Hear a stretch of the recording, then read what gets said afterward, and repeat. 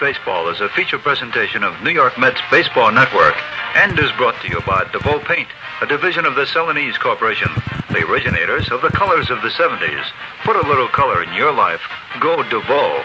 And by several local sports-minded businessmen who hope that you will enjoy today's game. And by the staff of WKJ-FM 102.3 on your dial, who urge you to patronize the sponsors who make these broadcasts possible. Remember, you'll hear all the New York Mets games at home and away, night and day, on your New York Mets station, WKJ-FM in Saratoga Springs, New York.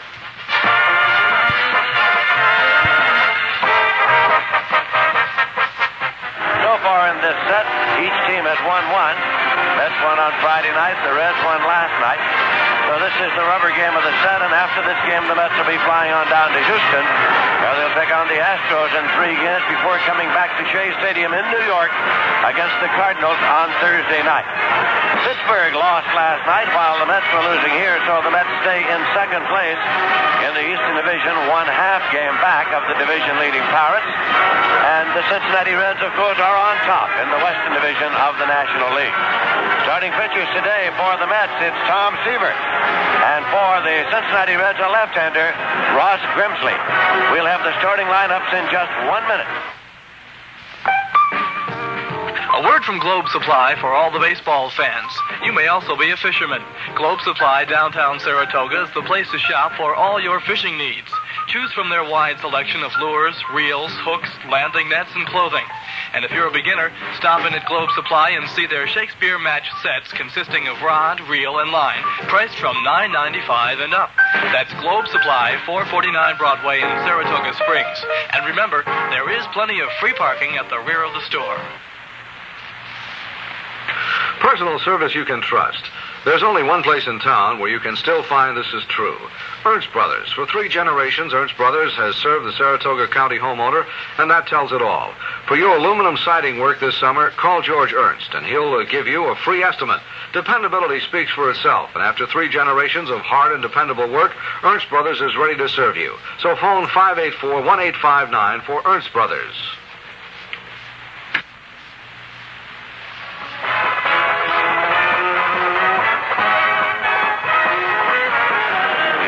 Are making their way out to home plate at this moment. Pete Rose is bringing out the lineup cards for the Cincinnati Reds, and Yogi Berra brings out the Met lineups. And on this occasion of Father's Day, to give us the lineups, here's old Dad himself, Ralph Kiner. And a happy Father's Day to you, too. Willie Mays will lead off for the Mets. He's playing center field, batting second, and playing second base, Ted Martinez. Batting third, the left fielder, Tommy Agee. Batting fourth and playing right field, Rusty Staub. Batting fifth, the third baseman, Jim Fregosi. Batting sixth and playing first base, Jim Beecham. Batting seventh and catching, Duffy Dyer. Batting eighth and playing shortstop, Bud Harrelson. And the pitcher, Tom Seaver, batting ninth. For the Reds, Pete Rose will lead off. He'll be in left field. Batting second and playing second base, Joe Morgan. Batting third, the center fielder, Bobby Tolan. Batting fourth and catching, Johnny Bench. Batting fifth, playing first base, Tony Perez. Batting sixth, the right fielder, Joe Haig. Batting seventh and playing third base, Dennis Menke. Batting eighth, the shortstop, Dave Concepcion. And Ross Grimsley, the pitcher, batting ninth. The umpires for the game, Bob Engel to call the balls and strikes. John McSherry will be the umpire calling the plays at first base. Stan Landis will be at second base, and Doug Harvey, the umpire, at third. On this road trip, the Mets have won 2 and lost 3, and this big ball game in the hands of Tom Seaver and Ross Grimsley. Reds have won 8 of their last 9 ball games. Their last 2 losses, spread over a long period of time, have been to the New York Mets. That's 1/2 game behind the Pittsburgh Pirates. The Cubs in third place.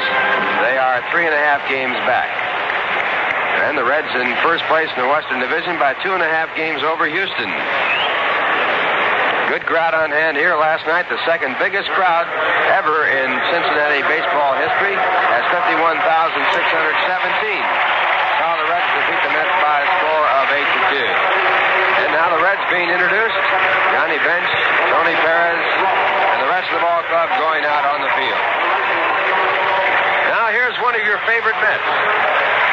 I'm Jerry Kuzman of the Mets. This broadcast comes to you through the courtesy of and is authorized under radio rights granted by the New York Mets solely for the entertainment of our audience. Any publication, reproduction, or other use of the description and accounts of this game without the express written consent of the New York Mets is prohibited. National anthem.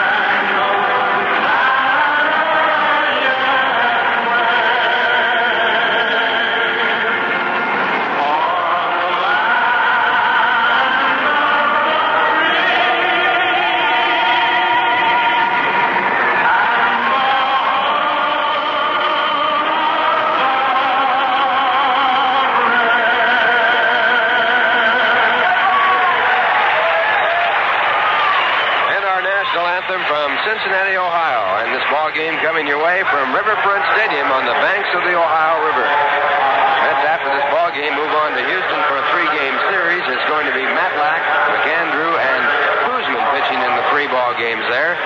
Then the Mets return home against the St. Louis Cardinals on June 22nd. In all likelihood, it'll be Tom Seaver on the mound on that day against the Cardinals.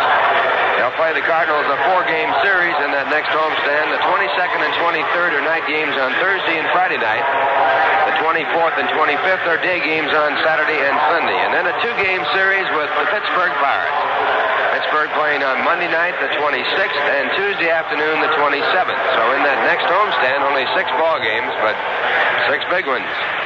On Saturday afternoon, on the 24th, it'll be Old Timers Day at Shea Stadium, and last night they had the Old Timers Day here at Cincinnati, and their second biggest crowd ever, crowd over 51,000.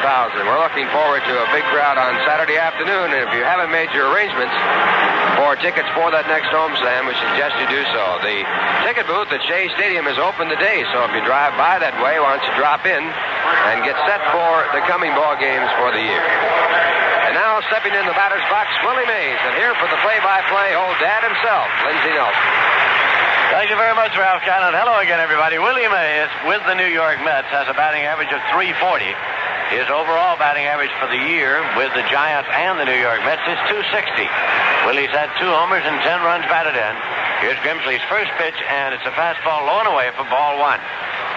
Ted Martinez, the second baseman, is on deck. Mays with the New York Mets has an on-base percentage of .500. Here's a pitch low for a ball. He has been up 62 times with the Mets, and he has been on base 31 times. 2-0, the count to Mays in the leadoff spot and playing center field here this afternoon for the Mets. Ross Grimsley has the sign, goes into the motion. Here's the pitch, swung on and hit in the air to center field. Nolan is moving over. Joe Haig in right has called, and Haig moves up to make the play. So Mays goes out to Joe Haig, the right fielder, and Ted Martinez, the second baseman, will be the batter. Martinez is hitting .229. He has 5 runs batted in this year. Ross Grimsley with a record of 3 wins and 1 loss. His second start this year against the Mets started on June 8th in New York and worked the first 4 1/3 innings. He gave up 7 hits and 3 runs. He was not involved in the final decision. Here's a pitch low for a ball. Grimsley won his last start Tuesday night against Philadelphia. He went 7 2/3, gave up 5 hits and 2 runs. Here's a swing and a drive deep to center, and moving back, drifting back, is Bobby Tolan. He's there now and makes the catch. 2 men up and 2 outfield putouts, and here is Tommy Agee, who's in the lineup in left field today. Agee is batting .267. He has 5 homers and 26 runs batted in. Last year, Ross Grimsley against the New York Mets won 1, lost none. That is his career record against the New Yorkers. That pitch is high and away for a ball. Cincinnati Reds are hopeful that Don Gullett will be available to them after the All-Star break. Gullett has been fighting his way back from a siege of hepatitis. Here's a 1-0 delivery. Swung on and foul back. It's 1-1. And the Cincinnati Reds themselves feel that it is Houston that they will have to beat in the Western Division. They feel that the Houston ball club is better balanced than the Dodgers, and they figure that that's the team that will be giving them the most trouble. Here is a pitch in for a called strike. It's 1-2. Starting play today, the New York Mets and the Cincinnati Reds have identical won-loss records. Each has won 35 and lost 20. 1-2 pitch. Swung on, foul back, and out of play. The Mets, of course, are in second place in the East, but the San Diego Padres are at Pittsburgh again this afternoon, and at the end of 2 innings, it's San Diego 1, the Pirates nothing. Steve Arlen 5-6 against Bruce Keeson, 2-0. Now the pitch to A.G., and it's low for a ball. Johnny Bench digs it out. Tony Perez at first, Joe Morgan at second, Dave Concepcion at short, and Dennis Menke at third. Pete Rose in left, Bobby Tolan in center, and Joe Haig are on in right field. Here is the 2-2 offering. It's high and tight. The count runs full with Rusty Staub on deck. On the coaching lines, Eddie Yost at third and Sheriff Robinson at first. Pitching coach Rube Walker in the dugout with manager Yogi Berra, and Joe Pignatano is the bullpen coach. Here's the payoff pitch. Low, it's a walk to A.G. The Mets pick up their first base runner. A.G. is on at first with 2 away, and Rusty Staub is the batter. He's hitting .301 for the year, 9 homers and 35 runs batted in.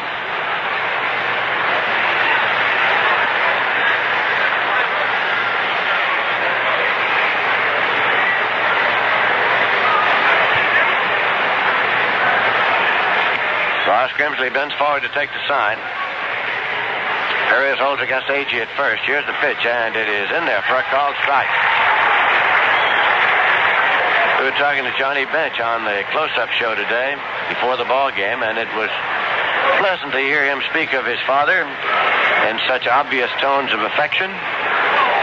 Here's the pitch, and it's hit on the ground. Right of second. Morgan over up with it. Scoops it to Concepcion for the force on A.G. And the side is retired.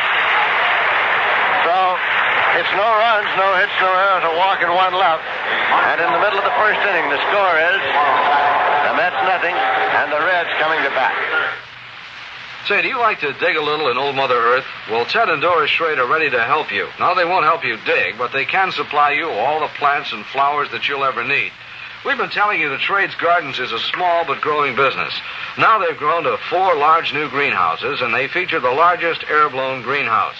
Now, if you like flowers and planting flowers, why not try Schrade's for all your favorites, and a few perhaps that you may not have heard of. In their new expanded greenhouses, you'll find the variety is outstanding both in choice of plants and colors. Here's a weekend special from Schrade's Gardens. Geranium, 64 cents in bloom. These are first-class plants. Also, Schrade's Gardens carries between 4,000 and 6,000 cactus. And you'll find these cactus prices are the same as in California. So, if you like cactus, well, try Schrade's Gardens. And remember their new expanded greenhouses, and Ted and Doris Schrader are always ready to help you in your selection. That's Schrade's Gardens, just 2 miles out Lake Avenue on the old Schuylerville Road. Call 584-3236. Things are growing at Schrade's Gardens. Tom Seaver is on the mound now for the New York Mets. Seaver with a record of 8 wins and 3 losses. Duffy Dyer is the catcher here again this afternoon. On the coaching lines for the Cincinnati Reds, Alex Grammas is at third and George Sugar is at first. And here's Steve Rose coming up to lead off.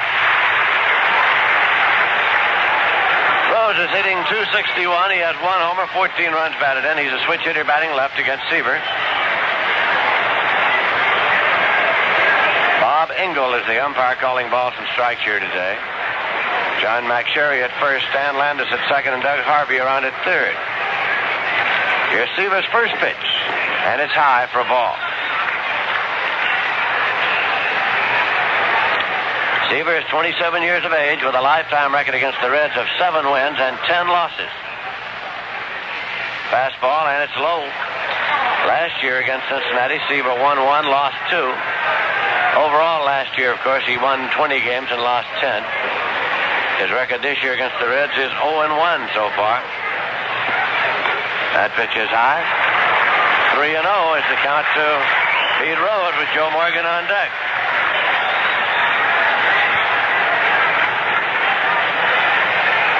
Seaver lost 5-3 at Shea on June 8th to these Reds. There's a pitch that's high, ball 4. So Rose draws a walk on 4 pitches from Tom Seaver. Joe Morgan's coming up, left-hand batting second baseman, hitting .268, 7 homers and 21 runs batted in.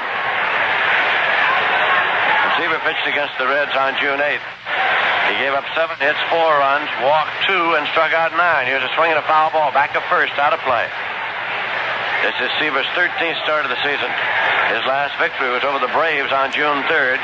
He is trying to become the first 9-game winner in the National League. That's a goal that has eluded a number of pitchers so far. This pitch is high for ball. It's 1-1 now to Morgan. He's followed in the order by Bobby Tolan.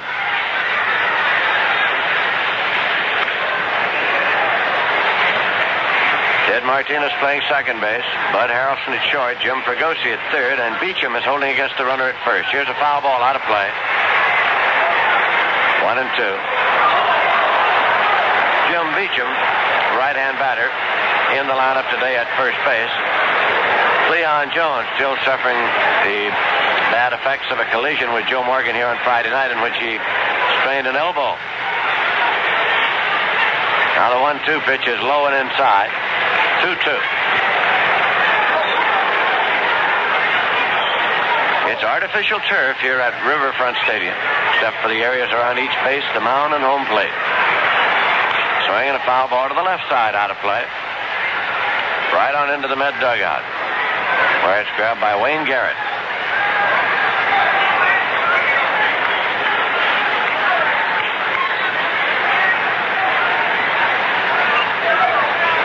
Seaver again sets now as Rose takes his lead at first. There's nobody out.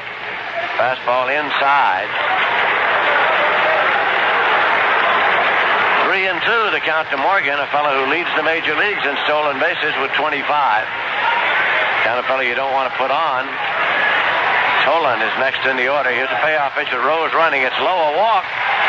So Seaver has opened up by walking Rose, and now he has walked Morgan. We pause for station identification. This is the New York Mets Baseball Network. FM radio in Saratoga Springs, New York, bringing you New York Mets baseball. This is WKAJ 102.3 in your FM dial.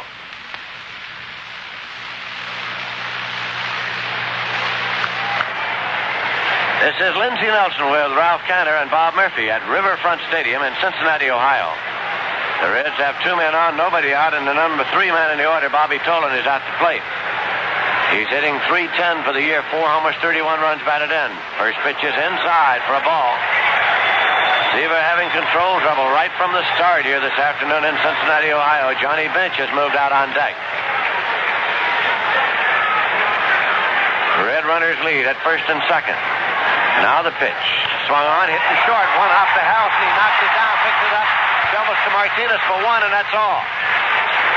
Moving to third is Rose. Morgan is forced on a play that goes 6-4. Tolan becomes the runner, and Johnny Bench is coming up.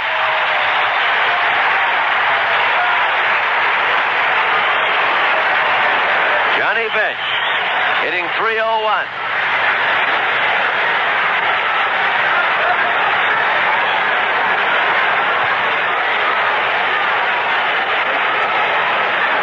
Homers and 50 runs batted in. Curveball hit deep to the left if it stays fair, but it is a foul ball. A towering pop down the left field line. It hits back in the crowd. Foul. This month, Johnny Bench has hit at a clip of .481. In this month, he's had 9 home runs and 23 runs batted in. He's had 12 home runs in his last 16 games. Knocked in 30 runs in that stretch. Leads the major leagues both in home runs and in runs batted in. That pitch is low for a ball. 1-0 1-1 the count to Johnny Bench. The Mets have the infield set at double play depth. Runners at first and third, one man out. Seaver sets and checks Tolan, the runner at first base. Here's a pitch, swung on and missed. 1-2 the count. Bench had a home run here last night against Gary Gentry. A breaking pitch that really didn't break too much. Tony Perez is kneeling in the on-deck circle. This is a 1-2 offering. Seaver's pitch, fastball, swung on and missed, struck him out. So Seaver gets his first strikeout. Johnny Bench swinging. Tony Perez is coming up. Perez is hitting .283 with 9 homers and 35 runs batted in.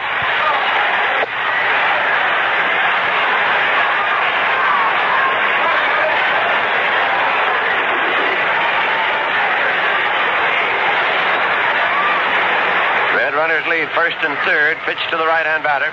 Swung on and missed. It's strike one. Joe Haig has moved out on deck now for the Cincinnati Reds, managed by Sparky Anderson.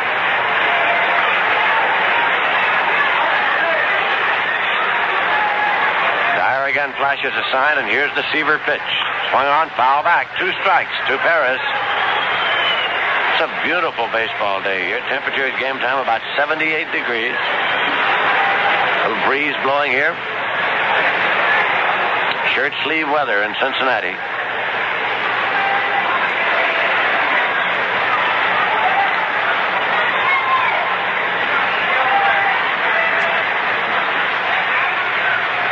Here's the 0-2 delivery. It's high for a ball. The Reds moved here from Crosley Field the year before last at midseason. Played for years, of course, in the friendly confines of that ballpark. This will be a 1-2 delivery. Runner goes at first. Here's a swing and a drive into left field. Knocked down by Harrelson. No play, a run scored. Pete Rose comes across the plate. Harrelson went deep, actually out into left field, and knocked it down. It is a base hit and a run batted in. There are runners at first and second, and Cincinnati leads it 1-0 with Joe Haig at the plate. Since this artificial turf all over the infield, it's in to play very deeply because the ball gets there in a hurry. For instance, right now, second baseman Ted Martinez is playing a short right field against the left-hander. Seaver's breaking pitch is high. Joe Haig is the fellow that did Seaver in the last game that Cincinnati beat, Tom. He had a 2-run home run to add on the third and fourth runs in the first inning when the Reds won the game in the first. Here's a swing and a miss. Chased the breaking pitch down low. It's 1-1 now to Haig, who came to Cincinnati from the Cardinals in exchange for outfielder Bernie Carbo. Dennis Menke is out there on deck. Fastball's fouled off to the left side, out of play. 1-2 the count. Tom Seaver holds the all-time record for strikeouts in a season by a right-hand pitcher last year. And, of course, he holds the record, along with Steve Carlton, of having struck out 19 men in a 9-inning game. Here's the 1-2 pitch. Low for a ball. Blocked by Duffy Dyer. No advance. But of late, as Seaver has been struggling to get his pitching game back together, the strikeout pitch is the one that's been missing from the assortment. The Reds are leading 1-0 here. 2 men out. Runners at first and second. Here's a pitch to Haig. Swung on and missed. Struck him out. So Seaver got 2 strikeouts in the inning.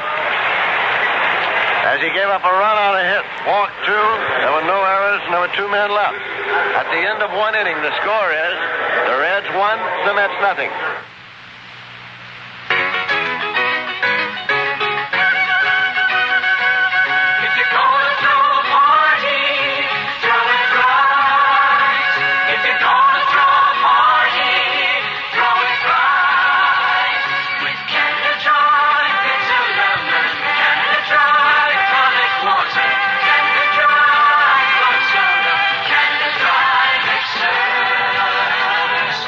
Next time you have some people over, serve them the kind of mixers you'd want them to serve you. Canada Dry. If you're gonna throw a party, throw it right. If you're gonna throw a party, throw it right. With Canada Dry, it's a lovely Canada Dry.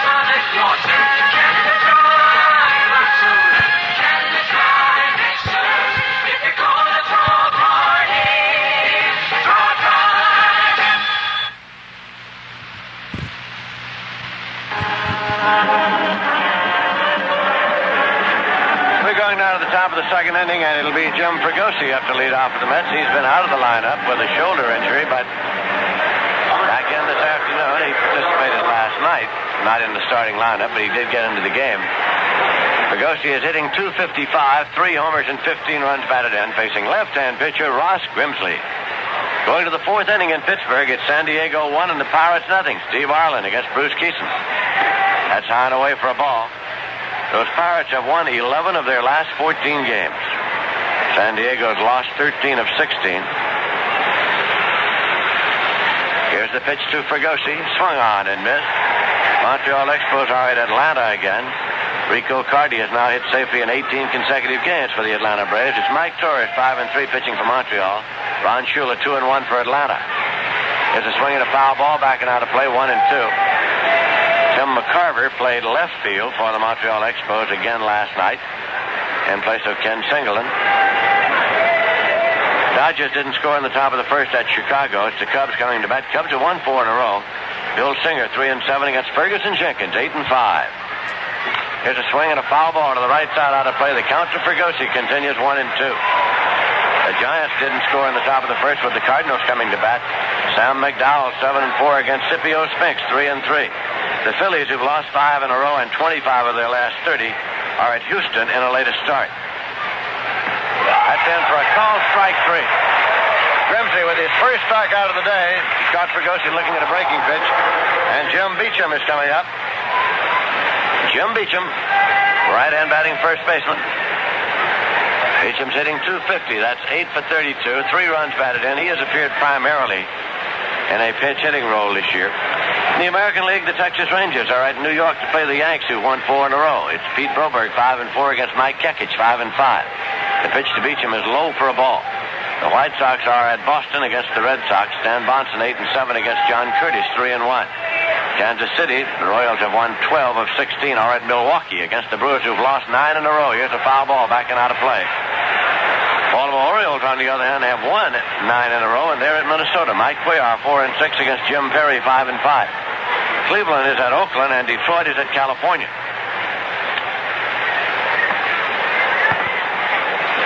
One and one to count to Beecham. Swung on it in the air to center field, and Tolan drifts back. He has it lined up. Makes the catch near the edge of the warning track in center. Duffy Dyer will be the batter. Duffy had his hitting streak snapped last night at 6 games when he went 0 for 4. He's batting .333 for the year with 5 homers and 14 runs batted in. The Reds are leading here by a score of 1-0.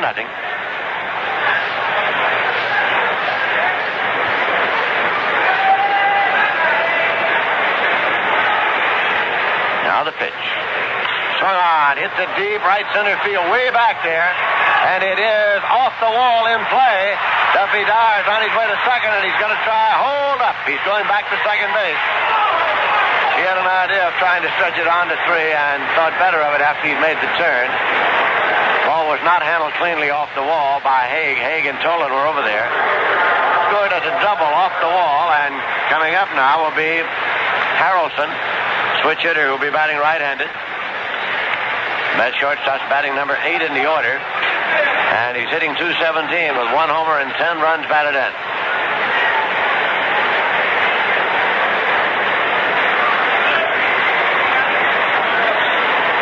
Ross Grimsley, hands on knees, takes the sign, now straightens up, and here's the pitch. Foul back and out of play. It's strike 1 to Harrelson, with Tom Seaver moving out of the dugout toward the on-deck circle wearing the jacket.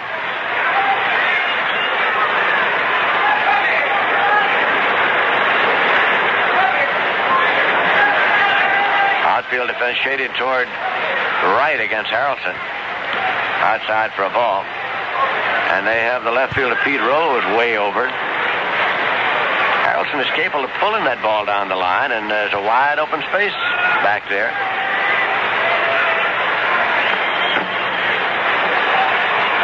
This will be a 1-1 offering. Swung on it in the air to left field, and Pete Rose, with perfect position, moves up and makes the play. So the side is out. No runs are hit, no errors, and 1 left. In the middle of the second inning, the score is the Reds 1 and the Mets nothing. Generations of reliable personal service to Saratoga County homeowners provides the best reason for calling Ernst Brothers for that aluminum siding job you've been contemplating. Ernst Brothers still gives you dependable service, backed by factory-guaranteed materials. And where else will you find the head of the business himself, George Ernst, still available to give you free estimate on any siding work? Ernst Brothers has given you 3 generations of service, and that's just the beginning. Ernst Brothers, 584-1859. Globe Supply, downtown Saratoga, is the place to go for all your gift needs, as well as hundreds of other items. Be sure to see the selection of GE appliances, including radios, toasters, irons, blenders, mixers, and beauty care items. Globe also carries Corningware, electric clocks, and tape recorders. For your weekend picnic or vacation needs, shop Globe Supply, where you'll find barbecue grills, thermos bottles and jugs, styrofoam ice chests, and many other items. Globe Supply is open daily from 8:30 a.m. to 6 p.m. Friday night until 9 p.m.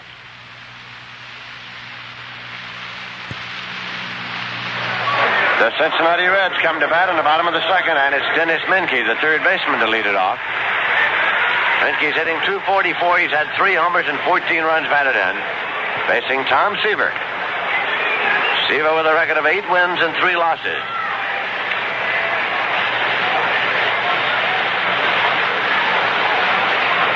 Here's the pitch. Swung on and foul back. It's strike 1. Dave Concepcion is on deck. Pittsburgh Pirates are coming up in the bottom of the 5th inning now, with San Diego still leading by a score of 1-0. Swinging a ground ball to short. Harrelson has it. Goes to Jim Beecham in time, and Menke's out. One away, Dave Concepcion. The red leg shortstop's coming up. He's hitting .218. He has 1 homer and 19 runs batted in.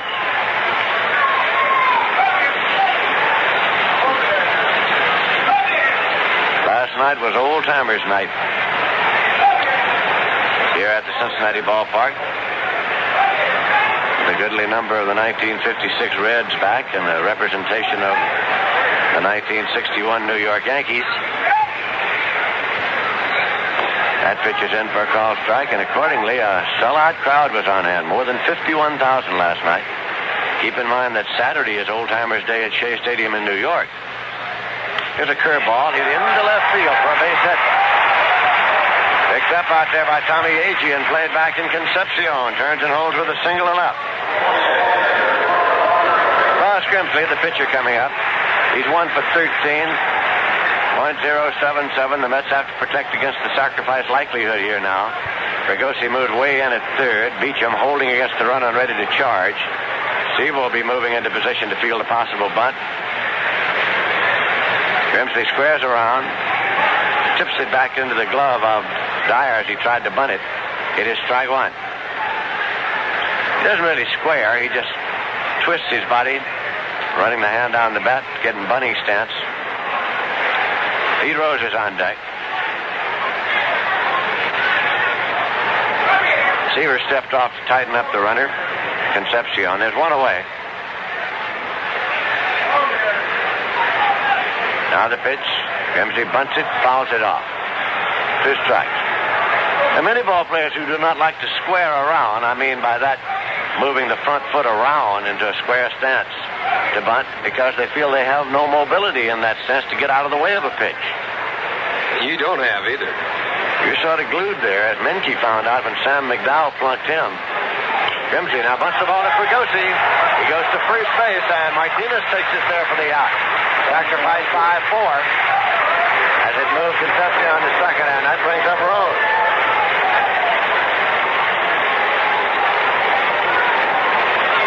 Rose been up 1 time through a walk. Cincinnati 1, the New York Mets nothing. In Atlanta, the Braves are coming up in the bottom of the second. No score, Montreal and Atlanta. Mike Torres against Ron Schuler. Orlando Cepeda was suspended by manager Luman Harris last night after he had walked out. When he was not in the starting lineup, he left the locker room and the ballpark and was then suspended by manager Harris. Swing and a miss. It's strike 1 to Pete Rose.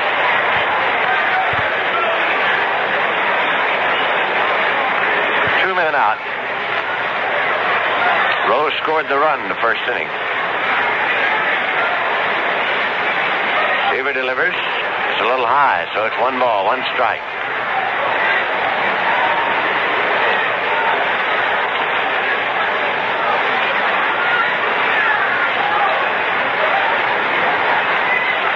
Concepcion has the lead, and here's the pitch. Breaking pitch foul back, so it's 1-2.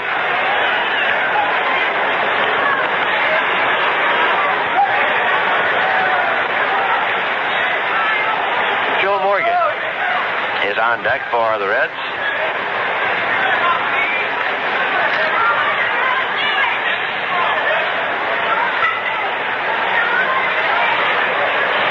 Now the 1-2.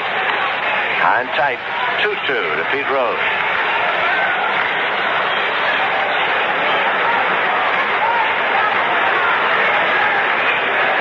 Seaver struck out 2 in the first inning. Swung on, he's in the air to center, and Willie Mays moves up and makes the basket catch. So the side is out. No runs are hit, no errors, and 1 left. At the end of 2 innings, the score is the Reds 1, the Mets nothing. They go together like a horse and carriage, the races followed by the Club Circle Inn. For a convenient late-night snack to top off the evening, head for Lake Lonely and the Club Circle Inn. Try their delicious snacks or complete meals, or clams steamed or on the half-shell. No matter how you did at the track, you'll always be a winner at the Club Circle Inn, out Crescent Avenue on Lake Lonely. Sports fans, if it's happening in sports, you can bet you'll find it in the Saratoga, the Tri-County News, or Sunday. You'll find the most total package of weekend sports, including all the late West Coast games in the Sunday edition. If you don't believe it, take a look at this week's Sunday edition. At the Saratogian Sports Department, they say, compare us to anybody. Make sure you're up to date on sports. Call the Customer Service Department in Saratoga, 584-4242, in Glens Falls, 793-7111, or 793-7177. Be a sport. Read the Saratoga, the Tri-County News, or the Sunday edition. In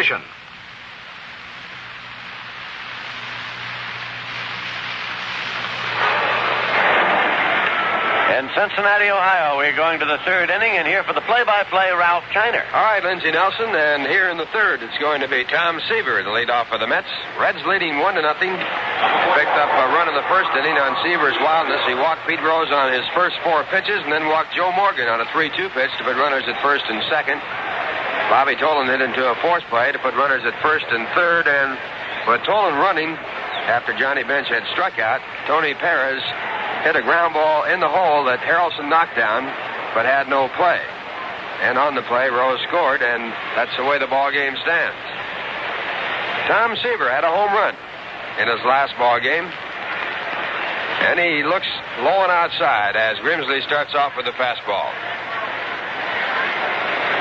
Seaver hitting .161 this year with 1 home run, 2 doubles, and 5 base hits. And the left-hander's next pitch is swung on and missed. Fastball again, this one about knee-high. 1 ball, 1 strike.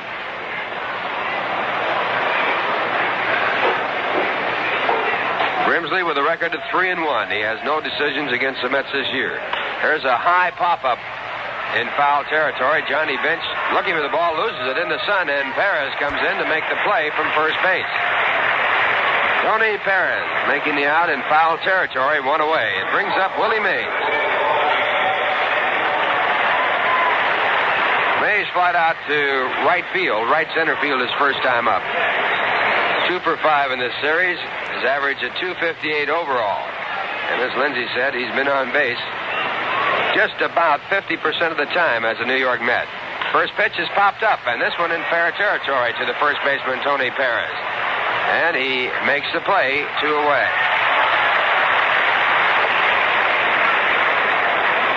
Reds leading 1-0, and with 2 men out in the top of the 3rd, Ted Martinez will bat. Ted is 0 for 1, flat out to center field. He's batting .226. Playing at second base for the Mets in this ballgame today with a left-hand pitcher in the mound. Mets have had 1 base hit, a 2-out double by Duffy Dyer off the fence in right center field. And the first pitch to Martinez is high, ball 1. At the end of 5, San Diego 1, Pittsburgh 0. Steve Arland against Bruce Keeson. Last night, Clay Kirby shut out the Pirates on 9 hits. San Diego won 4-0. Now a called strike, 1 ball, 1 strike. All 4 runs were driven in by the first baseman of the San Diego Padres, Nate Colbert. Pitch to Martinez, fouled off into the stands on the first base side. 1-2 the count.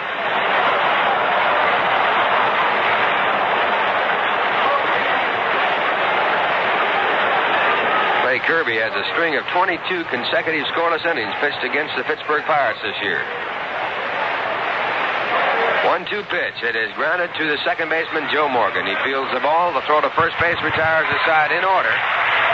And the score after 2.5 innings, the Reds won, the Mets nothing. This is George Burns introducing the Navy 3-year guarantee. It's for guys 17 or 18 years old who'd like a choice in deciding what kind of work they do and where they do it. Here's how the Navy 3-year guarantee works. You can come in the Navy for 3 years, and they'll guarantee you at least 2 things. The first, your choice of either the East Coast or the West Coast as a place to work out of. And second, your choice of sea duty, which means you'll be seeing a lot of the oceans of this world. Or work as an airman recruit, which means you'll be seeing a lot of airplanes. Maybe even be on an aircraft carrier. Now, where else could a guy your age get a deal like this? For only a 3-year commitment. Certainly not in private industry. You know you should see your Navy man soon. He'll tell you if you qualify for the Navy 3-year guarantee. You see, today's Navy helps you be what you want to be right now.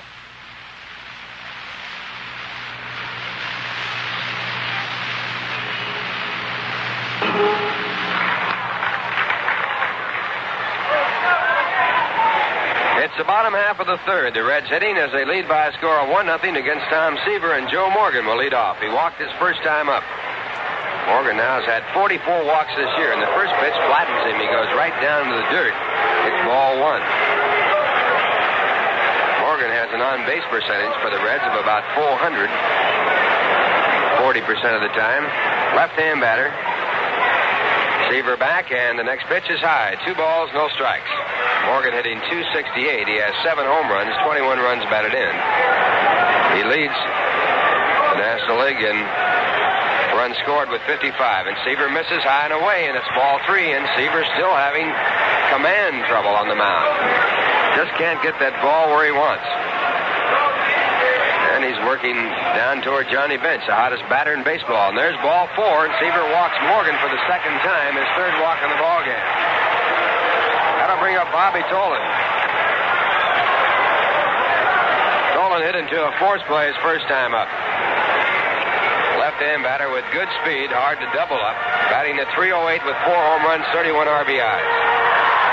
Morgan leads the major leagues in stolen bases. He's got 25 and 30 attempts. So Seaver has that to contend with as he works to Tolan. Johnny Bench on deck.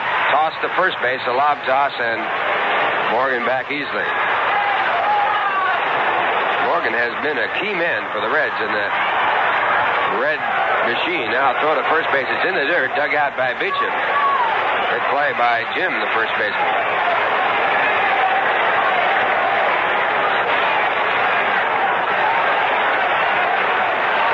Again, Seaver sets up. Checks it first. Here's the pitch. Tolan takes high. Ball 1. 5 in a row out of the strike zone by Tom Seaver as he works here in the 3rd.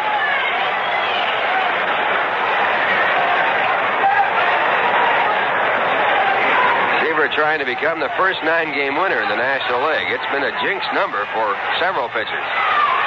Once again, Seaver ready. Morgan goes. The pitch is swung on and missed. Dyer throws a good one, and Morgan is out for the 6th time this year.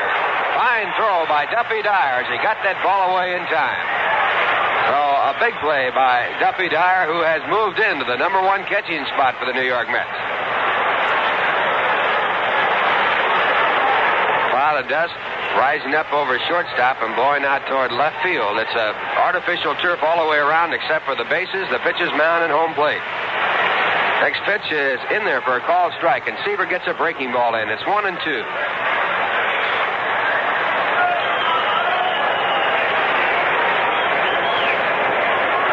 Tom working from the windup.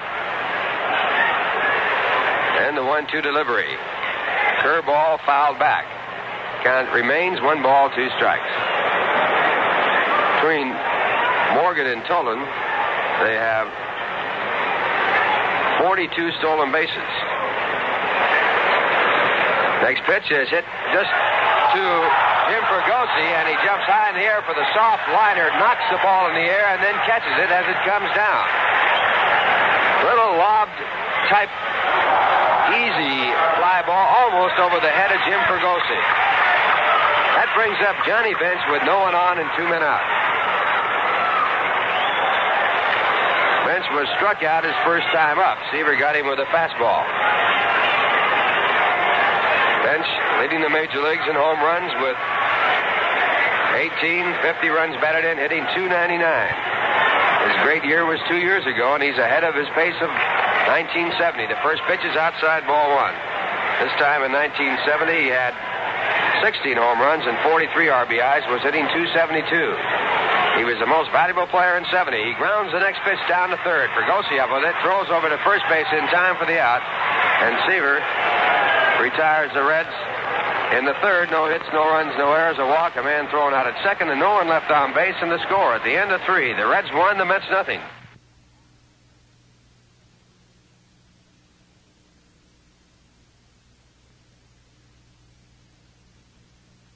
His great year was 2 years ago, and he's ahead of his pace of 1970. The first pitch is outside, ball 1.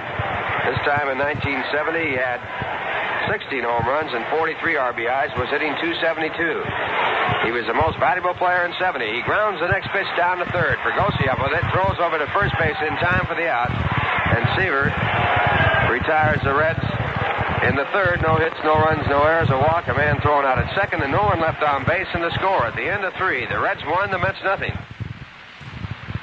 College students, would you like to help make history? Would you also like to share in and make your name a living part of a proud tradition? The Marines have been tough and streamlined for almost 200 years, and they intend to stay that way.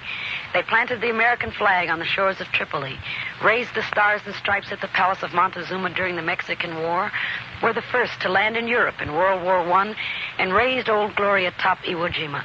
They are always ready, always willing to serve their country. The Marine Corps always aims for excellence and will accept nothing less. So if you would like to be an officer of Marines, you'll first have to make the grade.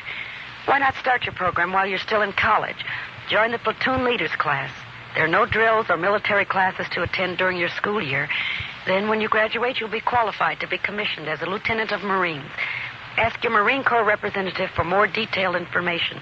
Tell him Barbara McNair gave you the word. Culture in cooperation with this radio station. We're going now to the top of the 4th. We pause for station identification. This is the New York Mets Baseball Network. Home of the New York Mets, WKAJ in Saratoga Springs, 102.3 on your FM dial.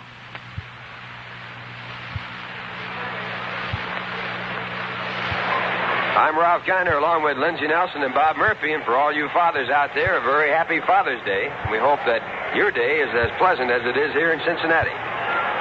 Tommy Agee will lead off, and the first pitch by Ross Grimsley is fouled back into the stand, strike 1. Tommy walked his first time up. Mets have had 2 base runners, Tommy Agee and Duffy Dyer. Dyer has the only base hit off Grimsley, a double off the right center field wall. And the left-hander with his 1 strike pitch. Dyer, Agee takes high and outside. 1 ball and 1 strike. Dyer continuing his fine hitting. He's now hit in 7 of his last 8 ball games. Agee is 0 for 4 in this series. Grimsley back, and the curveball is too low. 2 balls, 1 strike. For the Mets, it'll be Tommy Agee, Rusty Staub, and Jim Fregosi in the 4th inning, the first 3 batters. Big ball game for the New York Mets.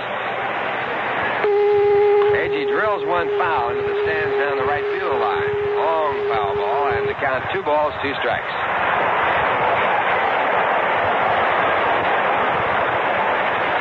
Leon Jones is still bothered by the stiff elbow that he injured in the jam at first base. Next pitch to Agee, a check swing foul ball off on the red side dugout. Leon said it doesn't hurt to bend the elbow, but it hurts to straighten it out.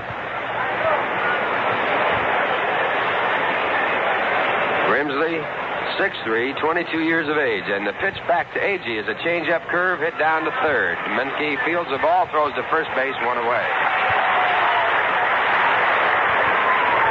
That'll bring up Rusty Staub. Rusty hit into a force play his first time up. He's batting an even .300.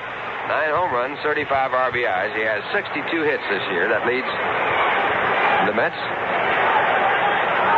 In this series, he's 1 for 8. Reds leading 1-0.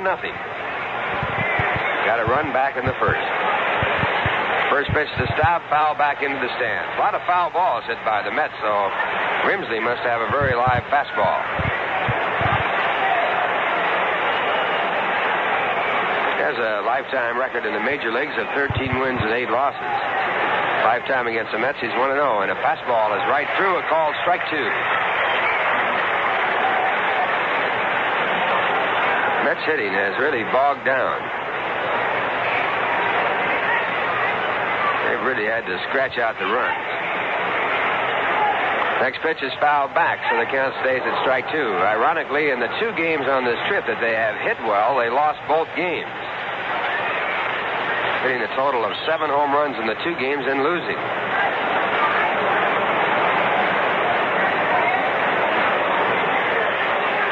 Next pitch to Staub is bounced in the dirt, and it bounces away. 1 ball, 2 strikes.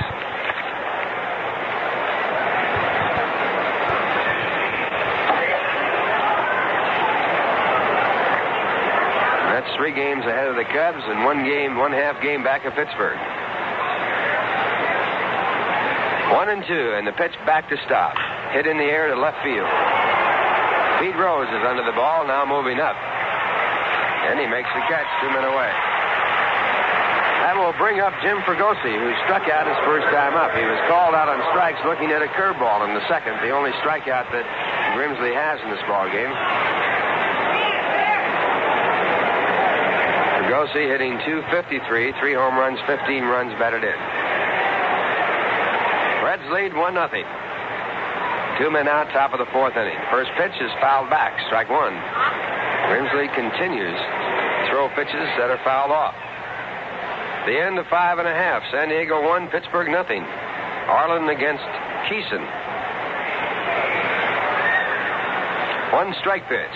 Fregosi hits a line drive to left field. Coming over is Rose. He's going to try to get to it. He makes a diving try, but picks the ball up on the short hop, and Fregosi is on with a base hit.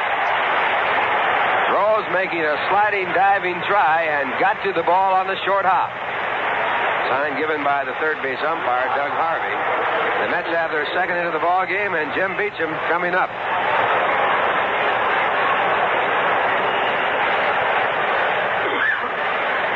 Beecham flied out to fairly deep center field his first time up. Playing at first base, hitting .242 for the year. Both of the Mets hits have come with 2 men away. In the first pitch, a half swing, strike 1.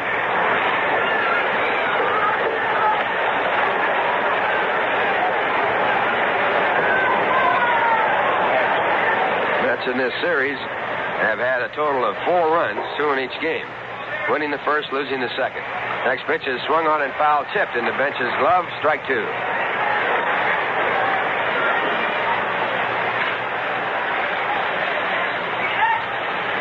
Ross Grimsley, a left-hander, working on the mound.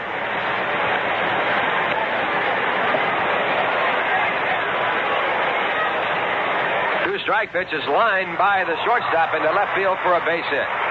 Fregosi down to second base and holding there, and Beecham with his first base hit. The Mets third in the ball game. And now with runners at first and second and 2 men out, Duffy Dyer comes up. Duffy, the hottest Met batter, doubled his first time up. He's hit in 7 of his last 8 ball games. Is batting .344 with 5 home runs and 14 RBIs.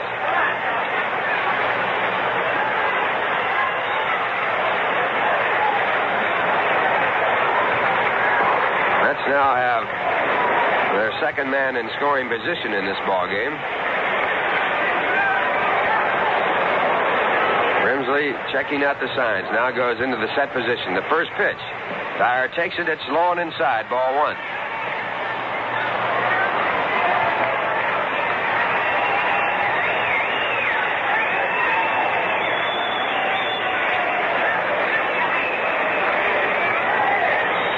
Now the left-hander ready, and the next delivery. Dyer drives it down the right field line. If it's fair, it's extra bases, and it is a fair ball. Coming around to score is Fergosi from second. Beecham is coming in to score from third base, but the ball is being ruled a grounds rule double, and Beecham will have to go back to third.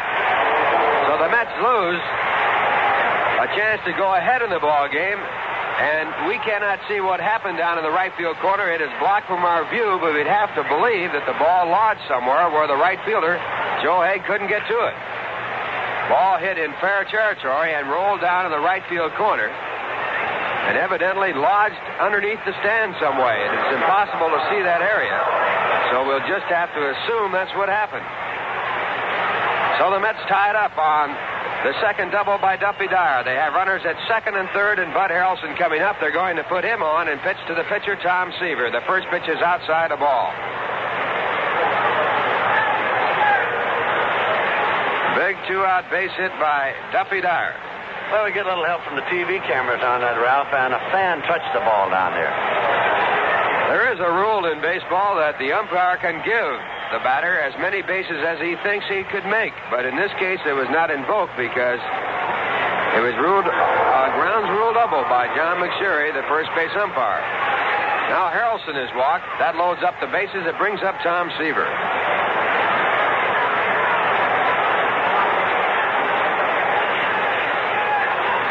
High ball game. The Mets with the bases loaded, 2 men out. Seaver popped up to first base his first time up. The first pitch by Grimsley is fouled off, strike one.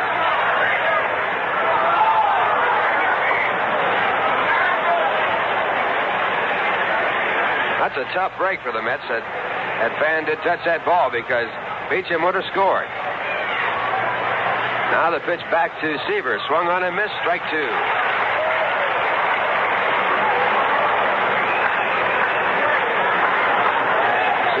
Driven in 1 run this year. He drove himself in with a home run. He's not having a good hitting year. He has been a pretty good hitting pitcher. Next pitch is popped up out to shallow center. Going back is Morgan to make the call. And Morgan makes the catch. That retires the side. In the inning, 1 run on 3 hits, no errors, a walk, and 3 men left on. And the score at the end of 3.5 innings, the Mets won, the Reds won. Say, fans, what better way to spend a day than an outing at Shea? More and more groups and organizations have discovered the surefire formula for a fun-filled time. It's also an ideal way to entertain business clients or company employees, and the Met management takes particular pride in handling such large groups. For one thing, you can be sure everyone in your party will be seated comfortably in the same area. And two, if your group consists of 100 people or more, it will be acknowledged in their changeable message board during the game. Many companies, organizations, and fundraising groups, both men and women, have enjoyed a fabulous time by coming out to a Met game, and we're sure you will too. Further information may be obtained by writing or calling our group sales department, which will then have a representative contact you. Simply write Group Sales Department, Shea Stadium, Flushing, New York, 11368. Or call area code 212. The number there, 672-3000. That's 672-3000.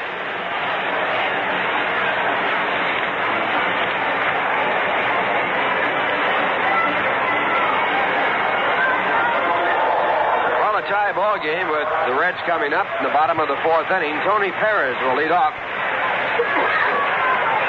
Tony drove in the red run in the first inning with a single off the glove of Bud Harrelson. It scored Pete Rose from third base. On the mound, Tom Seaver. He has given up 1 run on 2 hits, and his first pitch is high and inside, ball 1. Perez hitting .288. He's 4 for 8 in this series. One of his hits a home run. He has 9 home runs for the year and 35 RBIs. Next pitch is fouled off, 1-1.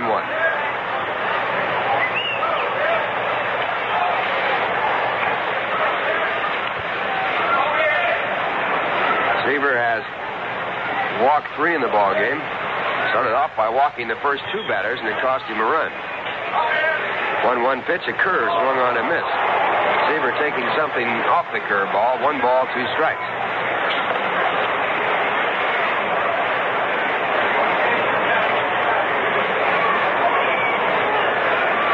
And the pitch pitch back to Perez. Again, the curve. It's called strike 3, and that's one of the few pitches that Seaver's been able to put on the perfect pitch side, right on the outside corner at the knees. He gets his third strikeout. It brings up Joe Haig. Haig was struck out in a high fastball that was out of the strike zone his first time up. Haig hitting .246, 7 home runs, 21 RBIs. He was acquired for Bernie Carbo, the deal made during the season. He takes high ball 1.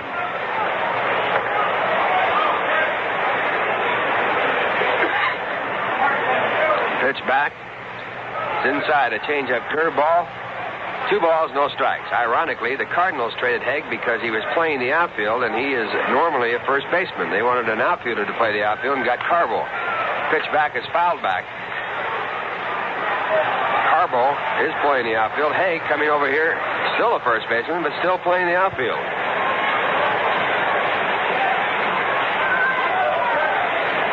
Two balls, 1 strike to count.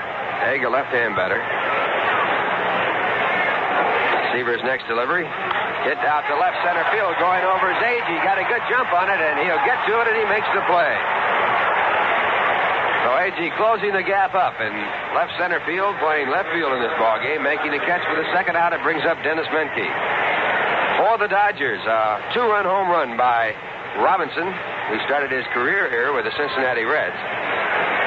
And the Dodgers leading that ball game by a score of 2-1 as they bat in the top of the 4th inning. For Robinson, his 512th home run. He is tied with Eddie Matthews now in that department. Just 1 ahead of Mel Ott. Next pitch is a fastball outside, and it's ball 1. The Yankee ball game has been postponed because of rain. Yankees scheduled to play Texas, rained out. Yankees have a 4-game winning streak going. Pitch back is just off the plate. Held high, 2 balls, no strikes. The end is 7. San Diego 1, Pittsburgh nothing. Arlen against Keeson. Next pitch to Menke is fouled back. A fastball fouled back out of play. 2 balls and 1 strike. Menke grounded out the short his first time up. Batting .243 with 3 home runs, 14 RBIs. Had a home run last night.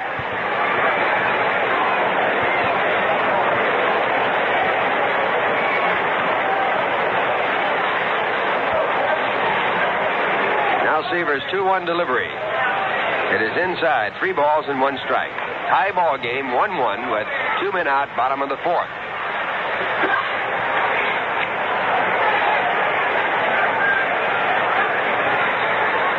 And the next pitch, hit deep to left field, high in the air. Agee backtracking to the warning track, back up near the wall, and he's under the ball, and he makes the catch, and that retires the side.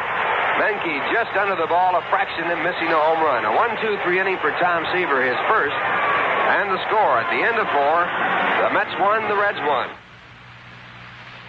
Are you sure you have the right checking account? Well, look to us. Yes, look to us at the Adirondack Trust Company, 473 Broadway in Saratoga Springs for all your banking needs. We're a full-service bank. Look to us for checking accounts. At Adirondack Trust, we have a wide range of checking accounts that can help you in your financial life by paying bills and keeping records straight. Come in and let us help you choose the right checking account for you, depending on the number of checks you write each month. As a full-service bank, the Adirondack Trust Company has a complete range of services that helps you do all your banking in one convenient place. So look to us for help with the checking accounts, with savings, and with loans.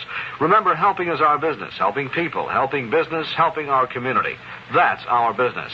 And a reminder to look for the grand opening of our new office, the West Church office of the Adirondack Trust Company. Come in and look us over. It's all modern and it's all new. And we're looking forward to seeing you at our grand opening soon. That's the West Church office of the Adirondack Trust Company.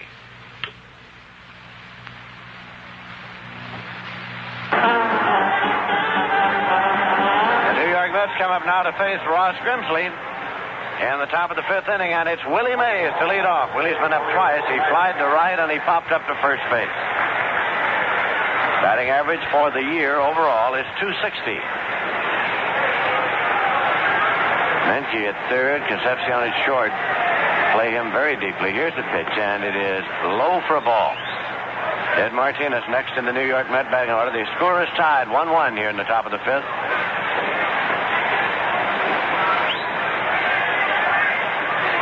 Grimsley again into the motion. The pitch to Mays. Swung on and missed. It's 1-1. Grimsley has struck out one walk, two. One of the walks intentional.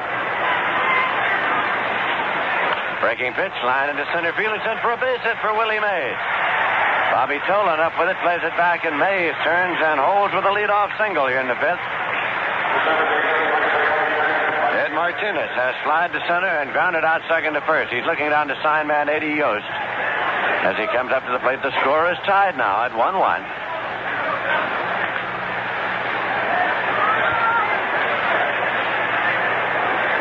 Mays takes his lead at first. Perez holds against him there. Grimsley bends forward, has the sign now, sets up, checks Mays. Here's the pitch. Martinez sends a fly ball to short right field. Full cut, and going over is Morgan, the second baseman. He makes the play across the foul line in foul territory, down the line and right. Mays holding it first, so there is one man out, and Agee's coming up.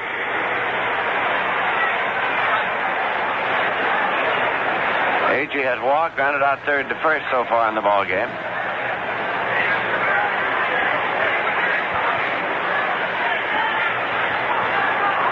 That's had 3 base hits and a walk in the fourth inning, but could produce only 1 run because of a ground rule that was invoked, costing them 1.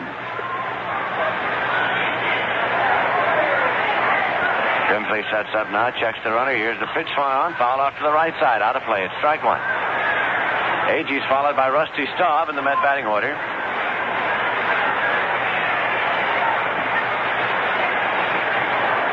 Third game in a 3-game series between the Mets and the Cincinnati Reds. Riverfront Stadium on the banks of the Ohio River in Cincinnati. There's a swing and a ground ball to short. Concepcion has it over to Morgan. There's one to throw to first. A double play. It goes 6-4-3 and the side is retired. No runs, a hit, no errors, and none left. And in the middle of the fifth inning, the score is the Mets 1, the Reds 1. This is E.G. Marshall for the American Optometric Association.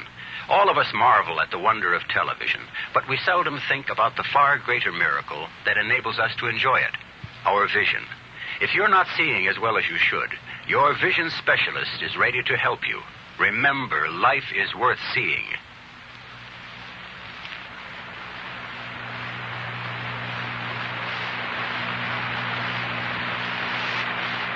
Beautifying America is a big thing today, and P.B. Reese is all for it. The DeVoe paint people are for it, too. They've been beautifying the United States since before we became the United States. DeVoe made its first paint back in 1754. Today, DeVoe Wondertones makes things beautiful. Beautifies your home with decorator-style colors. Goes on easy and looks super. See your DeVoe paint dealer about Wondertone. Rainbow colors sure to please. Are from DeVoe and Celanese.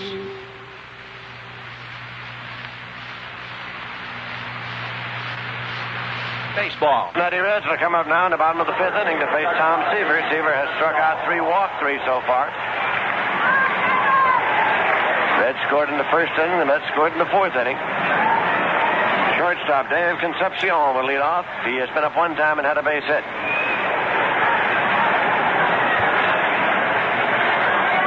He's a right-hand batter.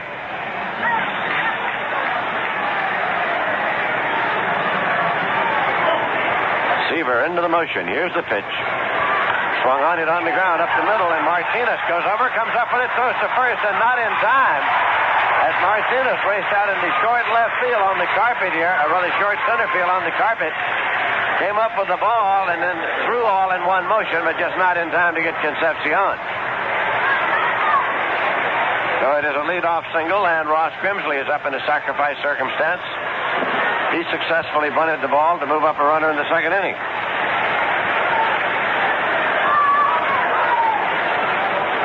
Left-hand batter. Fergosi's moved well up now, expecting the bunt. Beecham holds against the runner, ready to charge. Here is the pitch. Grimsley bunts and fouls it off. It's strike 1. So manager Sparky Anderson of the Cincinnati Reds had the sacrifice on to Ross Grimsley. He's followed in the order by Pete Rose. Fergosi stays well in at third. Siva off the stretch now with Concepcion leading. Here's a throw to first. He dives back in safely at first.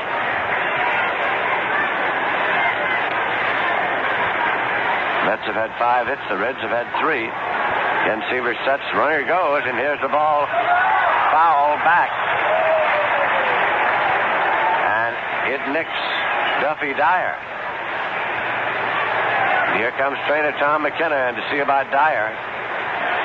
Jim Fregosi came down to see. Here comes manager Yogi Berra out of the Met dugout as well. Runner was moving on the pitch, and Grimsley bunted on it and fouled it back as it nicked Duffy Dyer.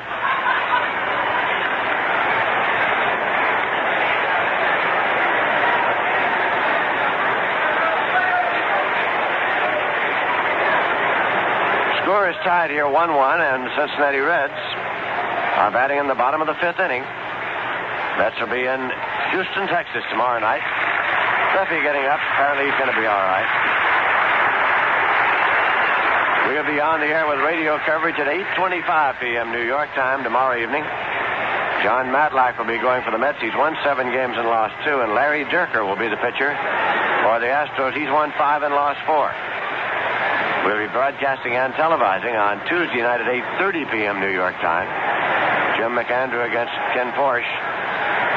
And then on Wednesday, airtime is 6:55 p.m. New York time for the broadcast. Jerry Kuzman against Don Wilson. All right, the count is 2 strikes to Grimsley. He's in and waiting. Concepcion takes the lead at first. There's nobody out. Do you leave the sacrifice on all the way, or do you let him swing away? Here's a throw to first. Concepcion gets back safely.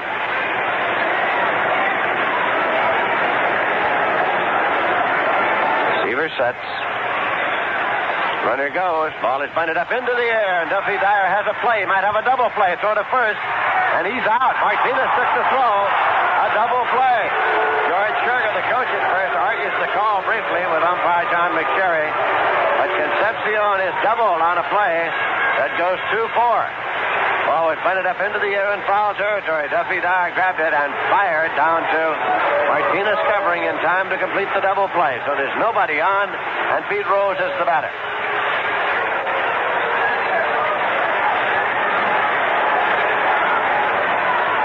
Rose has walked and lined out to center so far.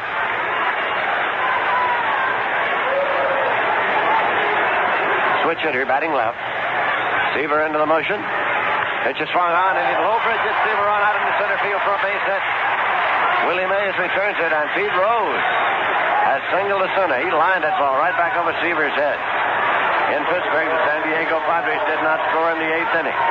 So going to the bottom of the 8th at Three Rivers Stadium in Pittsburgh. It's San Diego 1 and the Pirates nothing.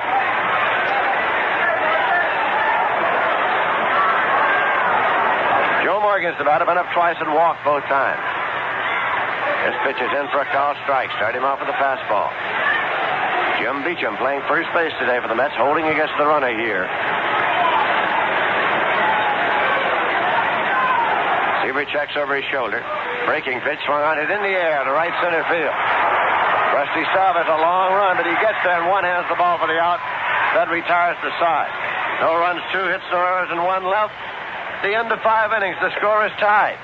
The Mets won. The Reds won.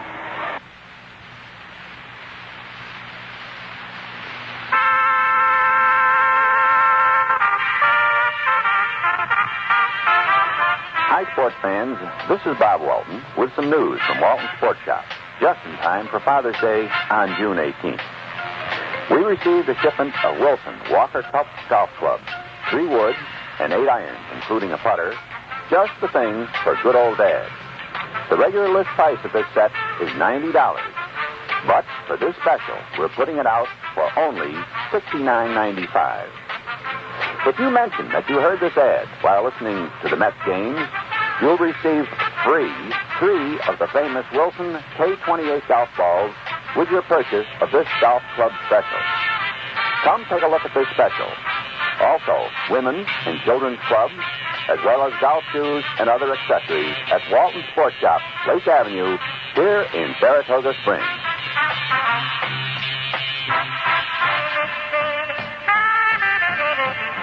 The New York Mets and the Cincinnati Reds all locked up here in a 1-1 tied with the Mets coming up in the top of the sixth inning. It's Ross Grimsley and Tom Seaver locked up in this pitcher's duel, and Rusty Staub leads off for the Mets.